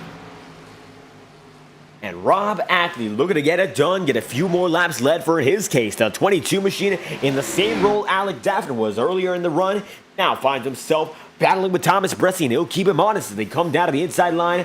Once again, now Rob Ackley has the opportunity to lunge it into turns 1 and 2. He gets the lunge in on 1, but Bresci stays high and stays alive. It's going to be dead even off a corner exit, but Ackley does not have the momentum, and Bresci gets it by.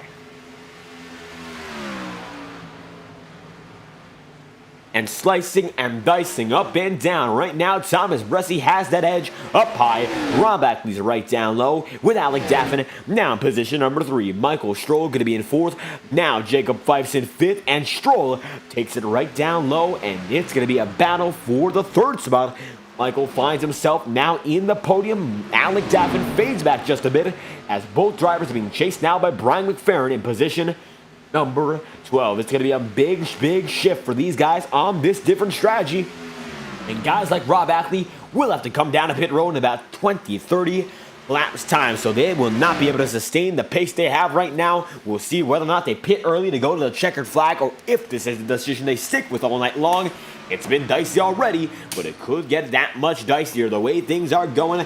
Guys like, well, the 27 and Anthony DeBarro, they're already gaining, and DeBarro is now only about 14 seconds away from your leaders. With a guaranteed pit stop in mind, he leads those on new tires, and he will effectively be the leader as soon as the official cycle is over.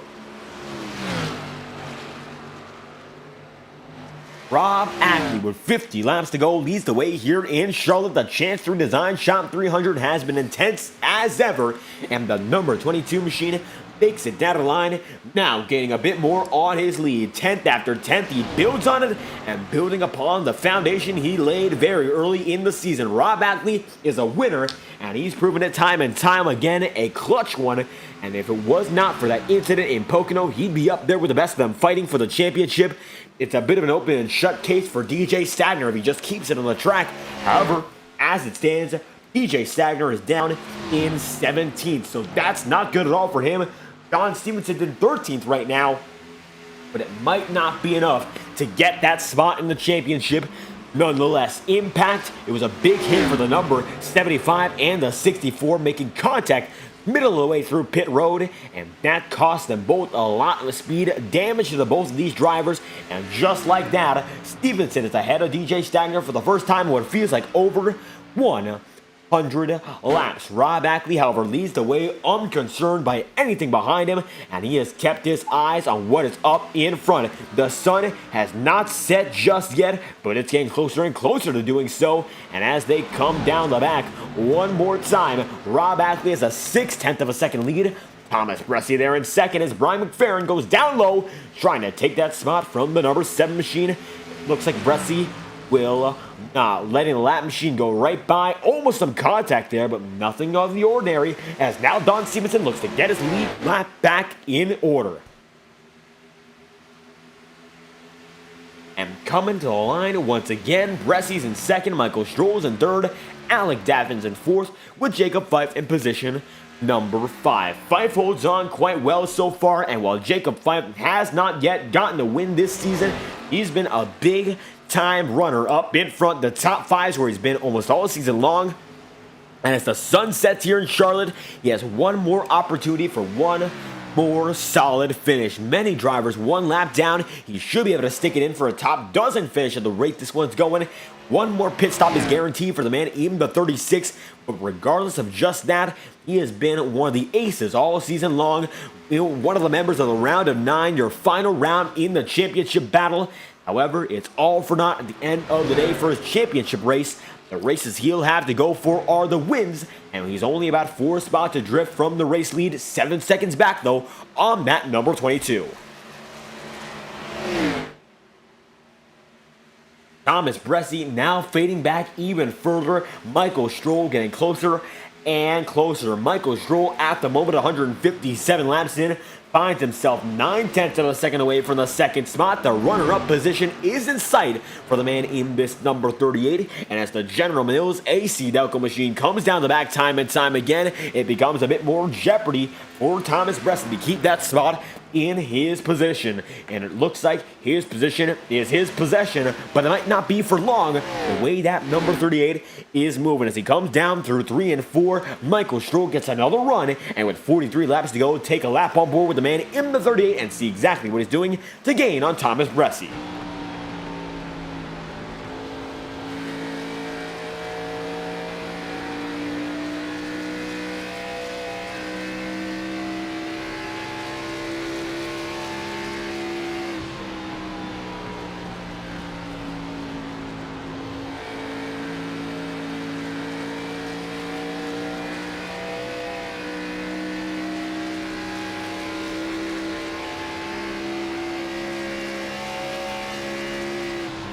And in that lap alone, Michael Stroll able to gain about 2/100ths of a second on Thomas Bresson. It was close that time through. Both drivers running in the 32.6 range. Stroll is still quicker by just a hair. Not as big as the gains we saw beforehand, but Michael Stroll keeps it right down low. That's exactly where he wants to keep it if he wants to keep on gaining up in front. Stroll only about 2 seconds away from this lead. And while that is the case, now it appears that Anthony DeBarro is only 9 seconds away from the lead. Last time we checked up on the man, even that number 27, he was about 14 seconds off, and with 41 laps remaining for that number 27, he's gaining inch after inch, lap after lap, and even though the guys in front of him will all have to take at least one more pit stop, he is not playing any game. He does not want to risk it at all, and he is chasing them down and might be able to get to them before the pit cycle is over.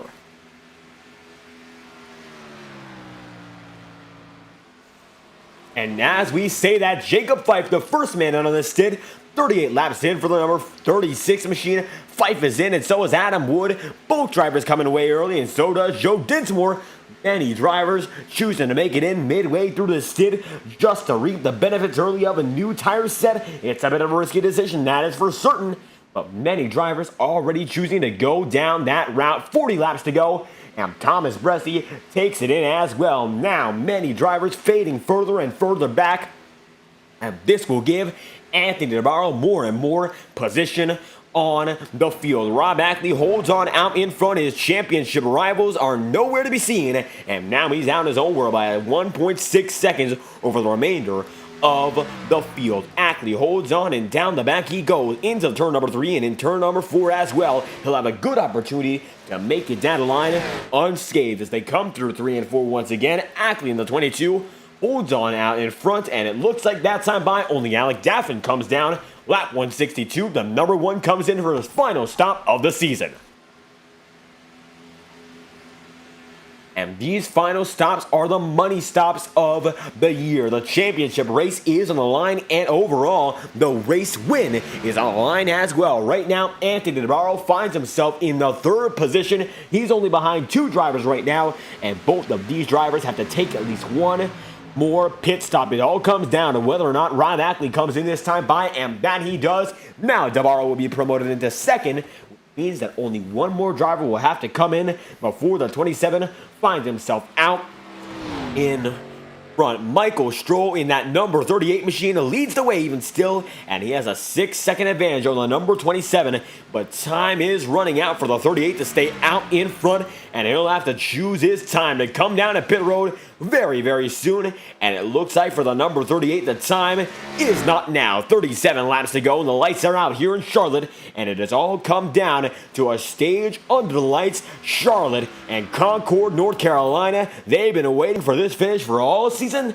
and it has been worth the wait. Michael Stroll, 6 seconds ahead of your leader right now, has one more mandatory pit stop to get through, and then we'll get right back to the full-on racing as the glow of that number 38 machine is seen on your screen. Now, one of the Chance 3 designs, as a matter of fact, leads the way in their title race, and the 38 chooses not to go down pit road and keeps the pace. He gets a bit loose that time by, though, and Anthony DeBarro gains about 1/10 of a second on that run alone. Now, Michael Stroll, with this lead, has to weigh his decisions, weigh his options, and see which comes out as the best. DeBarro leads over Chuck Sweeting by 3.7 seconds. Matthew Thornhurst, the only familiar face to the podium all season long, finds himself in position number 4. He might be able to go up into 3rd at this rate, but don't keep an eye out on just the 8. Keep an eye out on that number 18 machine as well. Both drivers right now very close to one another. They're only within about a 10th of a second right now. Both drivers fighting for 4th, and they all have an even shot with 34 laps remaining.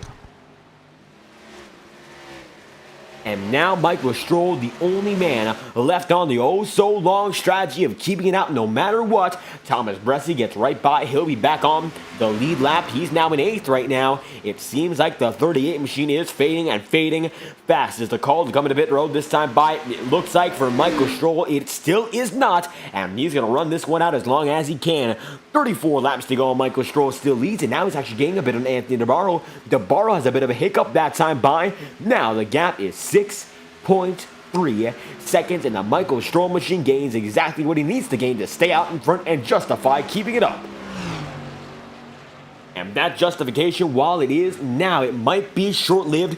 DeBarro on a much newer set of tire, he's been on his stint for 27 laps, and for Michael Stroll, he's been on his for a total of 42. It's going to be 43 next time by, as a matter of fact. Michael Stroll has a very worn-out set right now, and you can see Rob Ackley was battling for lead with him very early in this run. Now is going to be able to pass him to get back on the lead lap, and time is coming to a close for the Michael Stroll machine. He'll have to prepare a pit stop sometime soon.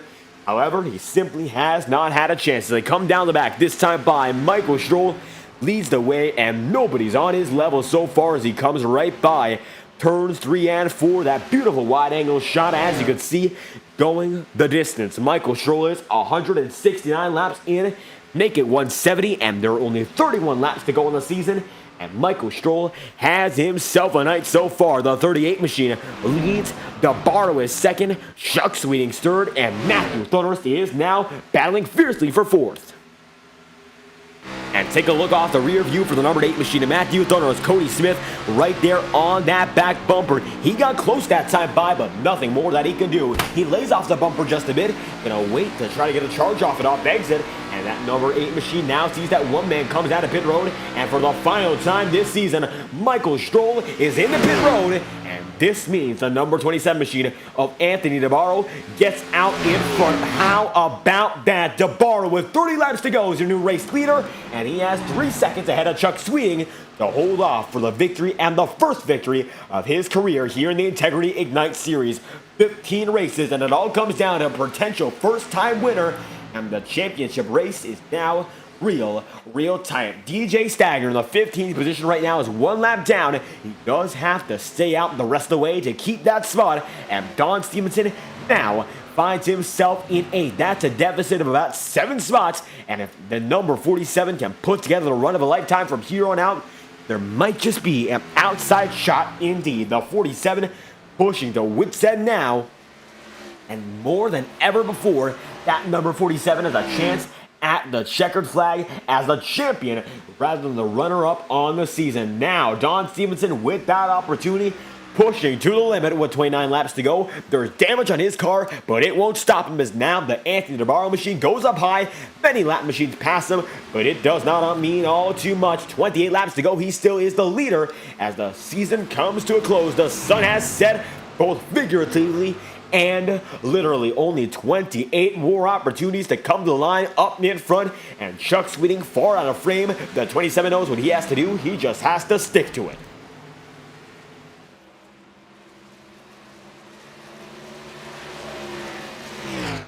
And oh, so little time remains to clinch this victory here for the 27. Michael Stroll goes down to his inside line and gonna get right by easily that number 38, a winner this season already. He was going for 2, but it looks like the strategy does not fall his way. Anthony DeBarro, not only the fastest driver all race long, but the fastest Toyota tonight. Usually, it's the blue ovals and the bow ties up in front, but tonight, Team Silver Oval finds themselves up in front. The fastest running Chevy right now is in 2nd. It's Chuck Sweeting, and then we look back to 3rd. It's right now going to be Cody Smith as Matthew Thornhurst holds the torch for 4th. in that Ford machine. Ford, highest spot is outside the podium, but if that number 8 gets in the podium once again, it's going to be 3 manufacturers represented on your final podium of the season. DeBarro made it through, making 26 laps to go, and he's chasing down Boomer Logan now as the battle behind him is fierce. Alec Daffin now fighting side by side with Brian McFerrin for 7th, and Daffin appears to have a minor edge as they go through 1 and 2. Once again, the number 1 machine now has a major edge, and that number 1 of Alec Daffin gets through on Brian McFerrin. Don Stevenson might have a shot, though, to make it happen on Brian now, as the number 47 machine slowly but surely advances on the number 7. Rob Ackley has made his way up all the way into 6th. Ackley, with only 25 laps left on this season, finds himself just out of the picture to catch up to Thomas Bresci as Bresci tries to get to Matthew Thornton. It all comes down to this here in the Integrity Ignite Series, and DeBarro leads them down once again. It's been a day-night race, and the longest race of the season has had all of the action with none of the yellows besides only one on the night. 20 laps in, we've got 150 straight laps under the green flag condition. DeBarro leads, and he now has 24 laps, separating himself from the overall win here in the Chancery Design Shop 300. It has been a sublime run so far. Can he finish it off? We'll find out as they come through once again to make it yet another lap down in the books. And as Anthony DeBarro comes through to make it 23 laps to go, we will thank one more time our camera sponsor, as always, TrackCams22.com, bringing you beautiful onboard cameras tonight, live on FTN. As always, next lap, we'll crank it up one final time with the TrackCams22.com. Crank it up for the final time in this season of the Integrity Ignite Series, the best cameras on iRacing, featuring some of the best on iRacing when it comes to drivers, and we hope you enjoy watching it as much as we enjoy using it. We're going to crank it up one more time, live on FTN, courtesy of Track Cams for Garments and TrackCams22.com. This is your Track Cams 22 to go. Crank it up, live on FTN.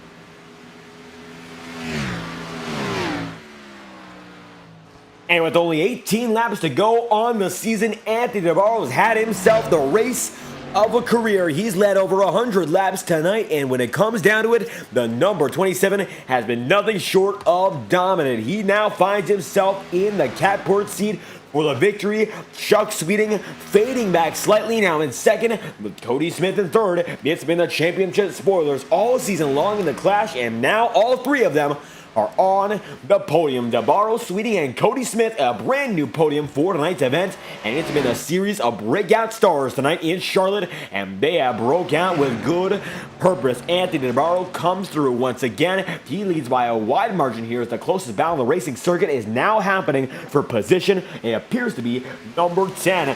Don Stevenson is fading back and now looks to find himself in 11th spot as DJ Stagner right now is in 15th. So that would be enough for DJ to hold on for the championship win if Don Stevenson continues to fade further and further out. Alec Daffin would have to be up in front to win the title. However, he is not in the lead. He is in 7th. He came into this one 14 points off the championship win, and he is right now only about 8 spots above. So nothing we can guarantee for the man in that number 1 machine as Alec Daffin comes through, this time by finding himself in 7th.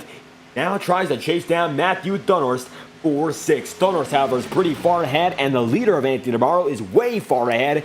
Not going to be possible without a yellow flag. That's how good DeBarro has been. He's been unstoppable so far. Last time by, he ran a 32.647, and the only man to be quicker was Rob Ackley in 5th on a bit of a different strategy. He's 10 seconds back, though, on your leader. So it means there's not much more that he can do to get up in front. DeBarro's best lap all night long was a 30.902, ran very early in the race. And while the sun has set and the temperatures are down, it seems like lap times are still going up because these guys are running these stints very, very long. And what choice do they have? They have none. We have seen mostly green flag racing throughout the entirety of this race. In the case we do in fact go all the way green, we would have 180 consecutive laps under green to finish off this season. I do believe that would be the biggest consecutive streak of green flag laps we have had, not counting a road course back-to-back with another event. It has been incredible to see over 250 miles ran under green flag conditions already, and we still have 13 laps remaining. Chuck Sweeting holding on in 2nd, finds himself in a good position to come home in that runner-up spot. The damage with DJ Stagner has not stopped him, and as a matter of fact, it might have made him that much stronger. He is there in 2nd. Nobody on his level right now, and nobody in the playing field to take that spot away. It's Cody Smith right now in 3rd, but Thomas Bressie goes down to the inside line, and he wants this final podium, and he wants it bad. They'll be side-by-side off a corner exit once again, and as they come down to the flag man, this time through, it's going to be a side-by-side battle, won by Thomas Bressie, but only just. And Thomas Bressie able to take it home. Maybe it could be his. 12 laps to go. There's not a lot of time to take it back. You gotta be perfect if you want to make that move if you are Cody. If DeBarro comes through once again, and Anthony finds himself up in front with a total of a 12 lap to go margin as they come by once again. Take a look at this. Anthony makes it through, and now we are in for a good show for the rest of the way. DeBarro 189 laps in, up in front with 11 laps remaining. He just has to make it through on this pace. Chuck Sweeting, that time by, finds himself in 2nd. It's going to be Thomas Bressie in 3rd, and Cody Smith in 4th. Rob Ackley's position number 5 right now, and Matthew Thunhorst is in 6th. The top 10 goes back to Adam Wood, and it's separated by a total of 23 seconds as Anthony DeBarro takes it down the line with 10 laps to go for the final time this season. We give you a Next Level Racing promotional break, and we will make this one quick. NextLevelRacing.com, presenting high-quality sim racing performance products since 2009, and the best place to go for all your sim racing needs. The winner of the overall championship in the Ignite Series and the Octane Series comes home with a $2,000 sim rig courtesy of Next Level Racing. We got to thank you for your time so far, and we'll be right back for the final laps of the season here in the Integrity Ignite Series. Stay tuned. It's far from over, and it's only just begun. We'll be right back.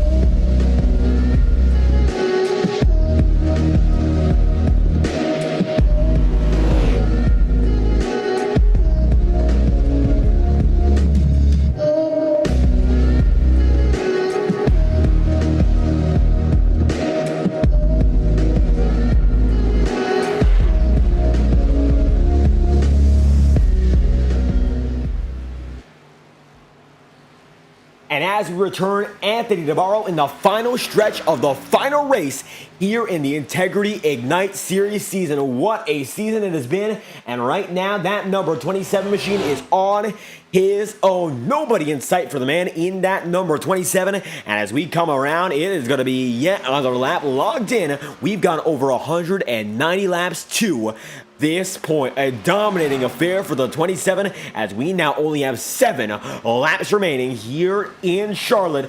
That number 27 comes through once again down the back. He's 5 seconds ahead of Chuck Sweeting, and there are now only 7 laps to go in the season. Thomas Bressi now finds himself in 3rd. It's Rob Ackley in 4th and Cody Smith in 5th, with Michael Stroll in position number 6. This top 10 is a who's who of the best racers in this league, and it's evident that every driver in this showdown has had to claw their way up in front onto the bitter end of this event. Alec Daffin right now finds himself in 7th. It's Matthew Thonos in 8th, Brian McFerrin 9th, and Adam Wood.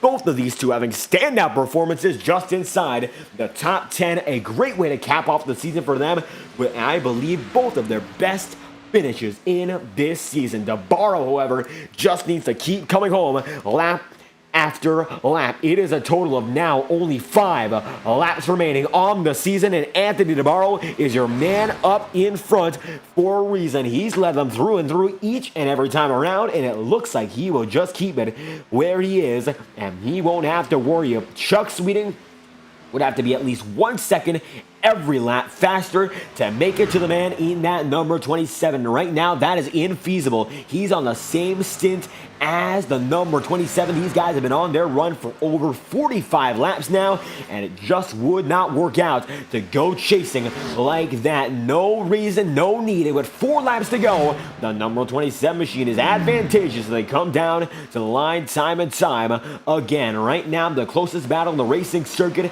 it looks like they're all separated by at least 0.2 of a second, save for DJ Stagner chasing down Carson Bakto, trying to make it into that top 15. He's already made it there, but he now wants to split the deal and get one more spot up ahead. Alec Daffin right now is in 7th. Thomas Bressi is in 3rd, but the championship spoilers stay up in front. Stagner goes right up high. The 48 of Blake Gordon follows him as well, and they're way out of the picture for this lead. Anthony DeBarro now with 3 laps to go, looking to sign this season off with a bang that I don't believe any driver could have predicted. This number 27 machine came in tonight as one of the hotheads in the league, fast but furious, and he's gotten himself involved in quite a few on-track scuffles already. But now as they come down the line once again, DeBarro has checked out to the point he has not had to race anyone all season long in this event.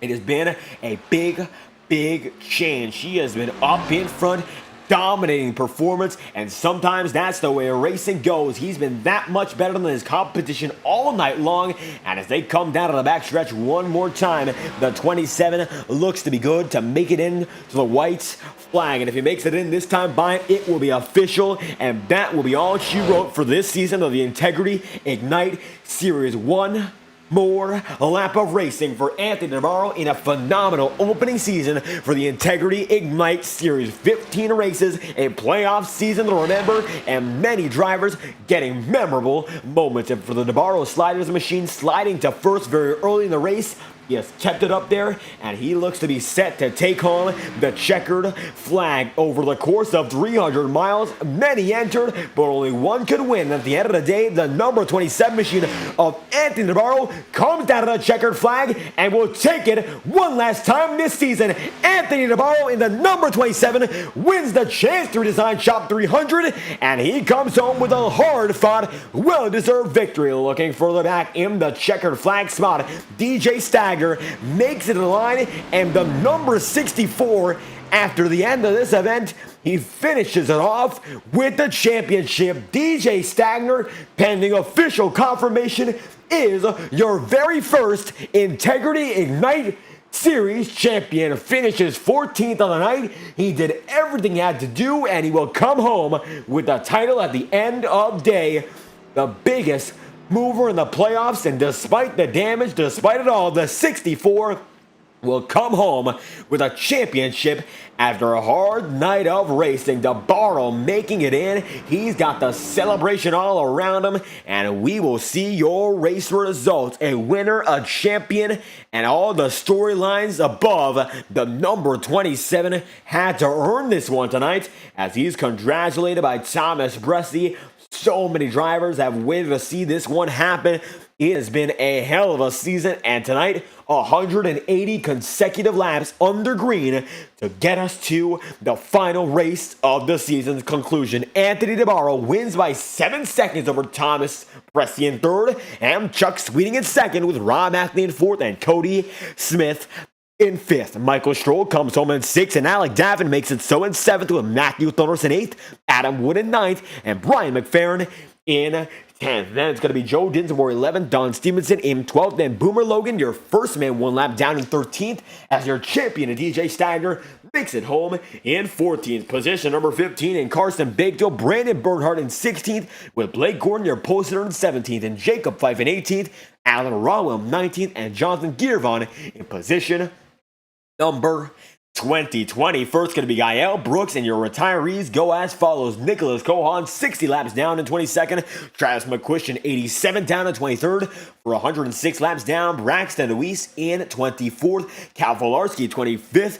In that number 6, with Casey Shue in 26, I believe. It's going to be Cal Volarski now up to 25th as your final man on your final race in this season is Forrest Smith, 27th, to round out your field, qualifying in 17th. But for Anthony DeBarro, there is no doubt all night long what he could do. And as he comes down to the inside line, he's going to burn this one down on the front stretch like you've never seen him burn it down before.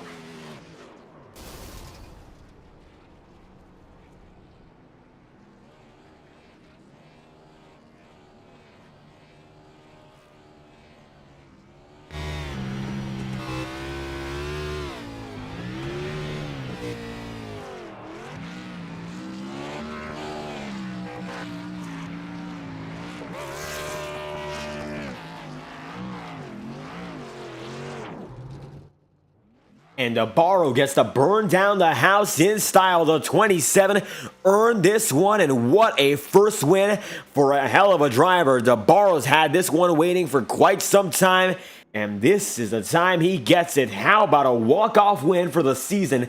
DeBarro, what a way to win it. And the number 27 continues to burn it down.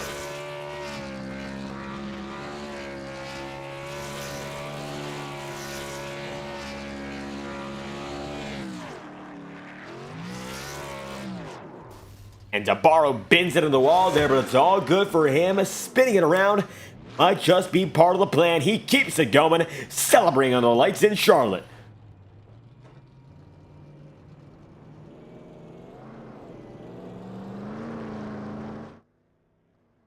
And down a pit road alongside him, that is pending official confirmation, your champion for this season, as it's going to be Anthony DeBarro coming down and in this time by.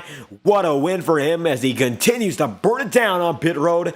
The 64 machine stays out, but DeBarro gets out of the car, and I'm sure this is one he is elated about. That number 27 had this race in his grip all night long, and he comes home with a deserving finish, position number 1. Nobody quite like Anthony DeBarro tonight. Stick around. We've got interviews coming right your way right now. And the first of which will, of course, be with the man who gets it done. How about this Anthony DeBarro in that number 27 machine? Nobody on your level all night long, and what a way to walk this season off. You win the chance to redesign Shop 300, and you'll come home with the season finale victory, and all that comes with it. How do you feel after this one? Well, it feels good. I mean, we've been close all year and, gotten the wrecks and, burned the tires off. And I felt like tonight I really wasn't good on the short go. But on the long run, I mean, I don't know what was the deal with that car, but it just took off. And, I mean, from lap 100 on, when I realized that, okay, I need to start saving fuel here, I was just lifting early and coasting the corners. It was kind of painful to not drive to the car's potential, but that's just how I had to pad it and manage the gap and make sure I had enough fuel. I ended up with like a gallon left there. I wanted to make sure I had enough for burnout. and just enough to make it all the way. It was all about managing strategy. I believe we went over 180 laps under green there to finish this one off. So how is that managing our longest green flag stint of the entire year?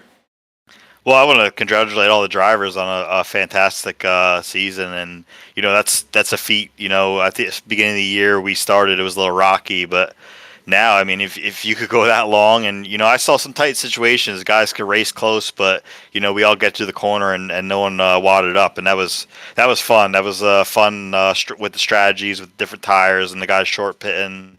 So I'm just glad. Hopefully, we put a good show on for you guys. I mean, I think Kyle Larson did there, kind of was like the All-Star race, but I mean, I'll take it if that's how our car is going to run. And it ran as perfect as it could be to come home with the victory. Simply nobody on the level of this number 27 all night long. What was the secret to making it happen?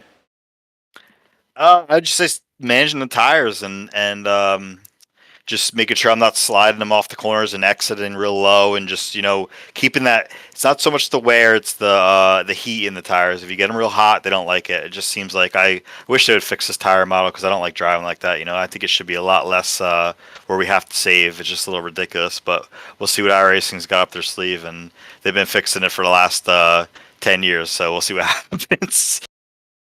Well, that we will see after a long break. We'll be back in August. And Anthony, after a phenomenal win here, do we expect to see you back for the second season of the year?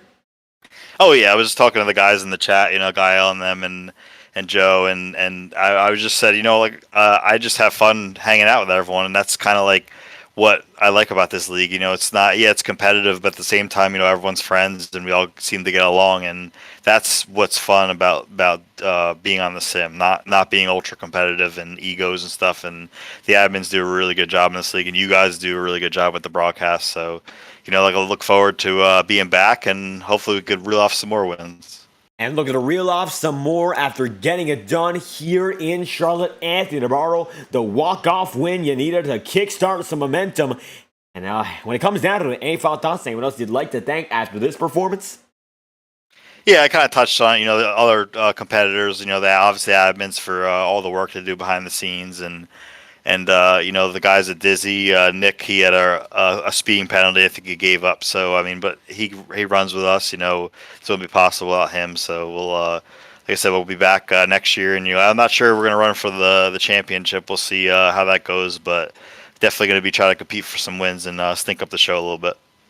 And nevertheless, nobody to run with all night long. Simply on another level, the 27 and Anthony Navarro comes home with the final win of the season here in the Integrity Ignite Series, winning the Chance to Redesign Shop 300. Thank you for your time. Thank you, guys.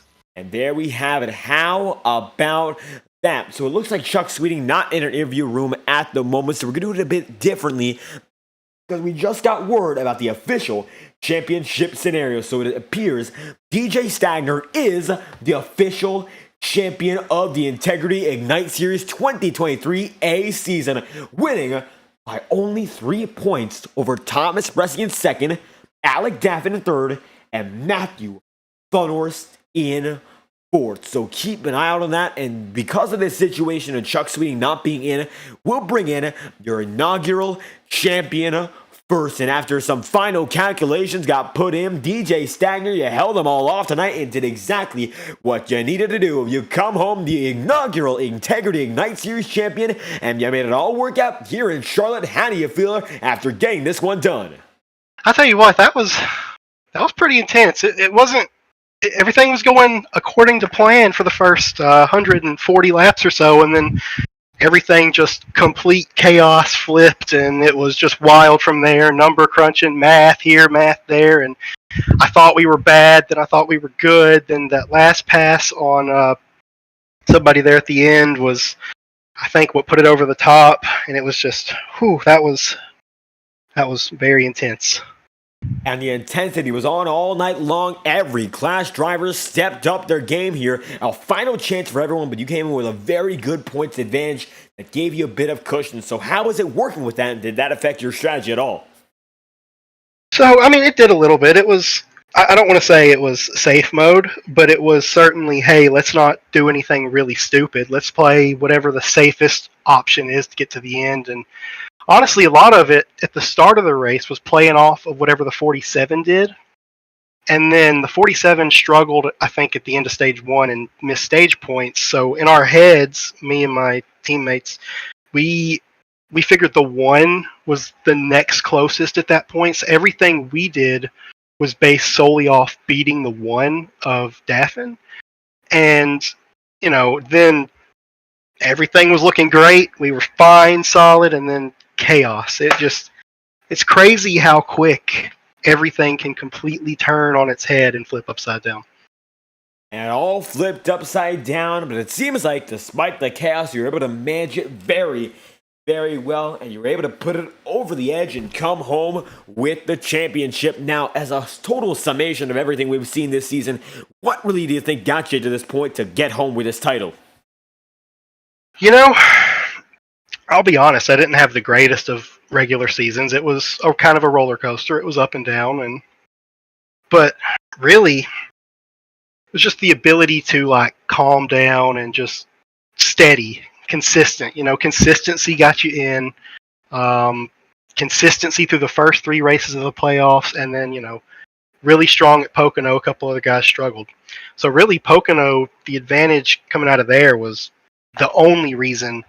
Really, I mean, if you looked at my whole season, my one stat that would say, hey, this was a championship year would be my incidents. I had not very many incidents. But other than that, there was really nothing that stood out other than, the Bristol win and some strong races here and there. But for the most part, it was just a roller coaster, and then got hot when it mattered the most and was able to capitalize.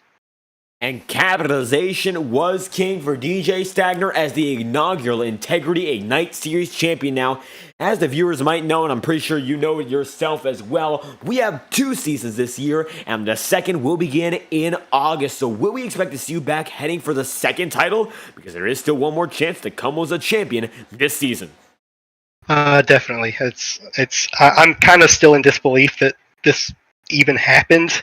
I mean, it wasn't that long ago. I was just wondering if I had done enough to make the playoffs. So, the fact that a month and a half later, it's like, oh, we're going to make the playoffs. And I was like, oh, we really that just kind of happened. We got hot at the right time and was able to capitalize. So, yeah, it's definitely coming back next season, and going to try and defend it. And looking for a title defense after a phenomenal performance here in the first clash, making it all work out just right. DJ Stagner comes home with the first Integrity Ignite Series championship here in 2023. Gotta mark the date, May 22nd, 23, and history has been made here in the Integrity Racing League. Now, DJ, when it comes down to this season, final thoughts, anyone else you'd like to thank after this championship performance? Oh man, that's a pretty big list. It was, first, this is Swamp Motorsport's first championship, so that was pretty big. Ty, Connor, Ryan, the whole team, it's all clicking right now. Everybody's doing really good.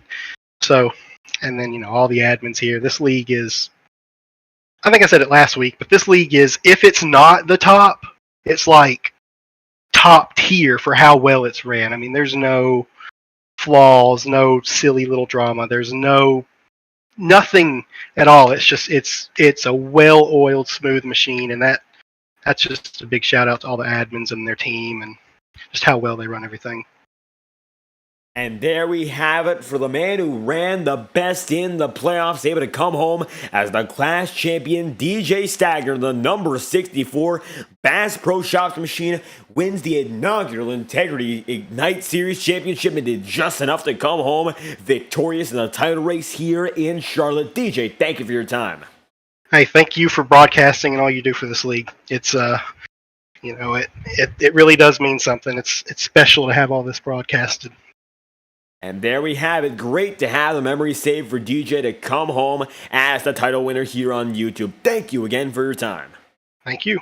And there we have it, DJ Stagner on his way, and Thomas Bresty going to be interviewed third on the night, not only as the man who comes home third on the board, but according to our final points tally, second in the championship by a total of only 3 points. A hard-fought battle all season long, and you come home very close to the end of it. How do you feel after this one?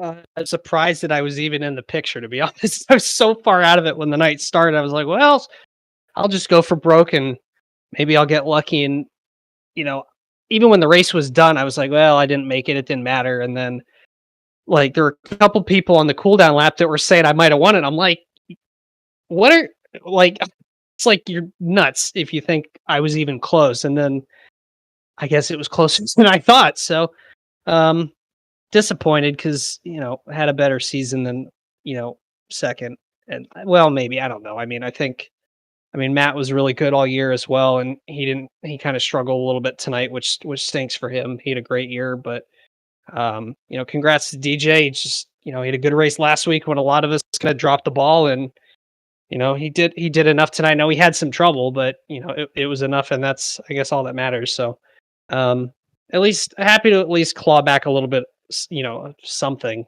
when the night was over. But I just I assumed when the night started, I was like, it's not going to happen anyways. So just full send or no send, I guess. So I just went on the stupid strategy and tried to get the halfway points, which ended up getting me close. And then I thought I was in trouble because I was like, well, you shouldn't have switched to a 3-stop when everyone else I thought was going to make it a 2-stop. And then there were people that couldn't make the 2-stop and started flipping to the 3-stop, but because they did it too late, I was in a better spot and it kind of worked out. So, crazy race though. Hats off to everybody for running 180-ish laps green with a couple green flag cycles. That's commendable for one, but, yeah, it sucks to come up that short, especially, but, that's what next season is for. We'll try and do a little better.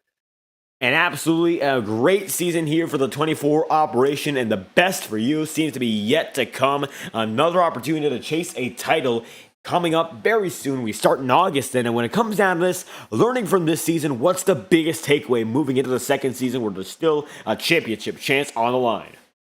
I gotta suck less at qualifying. That's the first box I gotta tick. Yeah,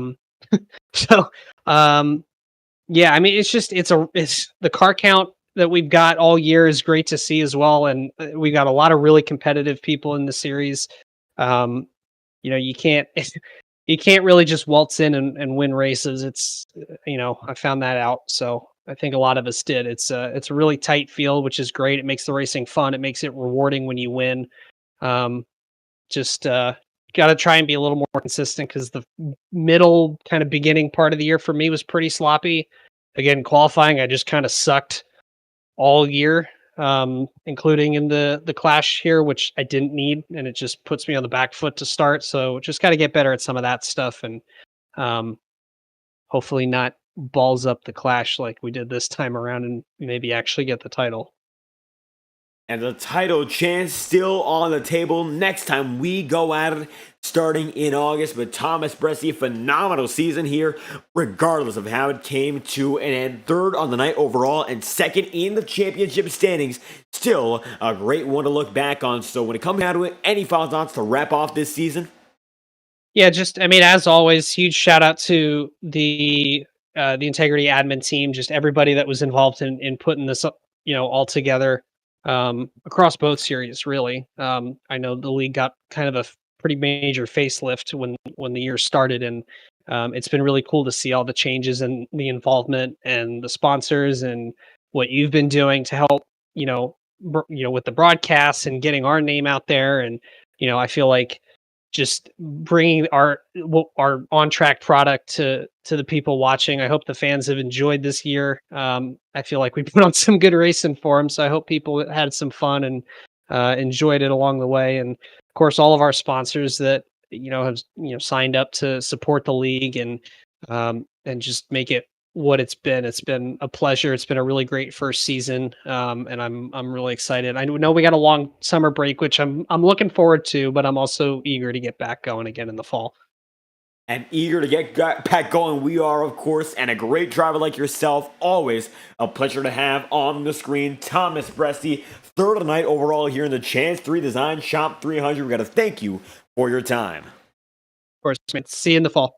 Absolutely, and Thomas Bresci on the way for the final interview of the season as Anthony Navarro comes home with the overall win and DJ Stagner makes it home with the championship. A phenomenal season live on FTN and the Integrity Racing League. Our first season with them comes to a close. Want to give a major thanks to all the admins that put this team together, comprising, of course, of guys like Jacob Fife, who runs the league overall, and Michael Stroll, who ran, in a large part, the entirety of this Integrity Ignite series, and every person who works under these men to put on a phenomenal show week after week. We simply could not do without each and every one of them. Absolutely one of the best things to be a part of here on iRacing, and we greatly appreciate their support and bring us together for an incredible collaboration this season. From David Kreutz, the broadcast booth, and everyone part of the team live on FTN, thank you all dearly for your support and hope to see you all whenever we're live on FTN. Once again, DJ Stagner wins the championship as Anthony Navarro wins the Chance 3 Design Shop 300 here in Charlotte. An amazing race. A lot on the line, and it all comes down to that number 27 winning it in 180 laps consecutive under green. A phenomenal race with phenomenal drivers, and we will be back in August with the next run of the Ignite Series in 2023. Stay tuned till then. We'll have a lot more content live on FTN, and we hope to have you along for the ride here on this channel. If you enjoyed it, be sure to leave a subscription to the channel and like up this stream. We thank you all for your dear support, and we hope to see you whenever once again live on FTN. Thank you for your support, and we will be back whenever we're live. Once again, from your homes to our studio, your support is immensely appreciated. We could never do this without any of you.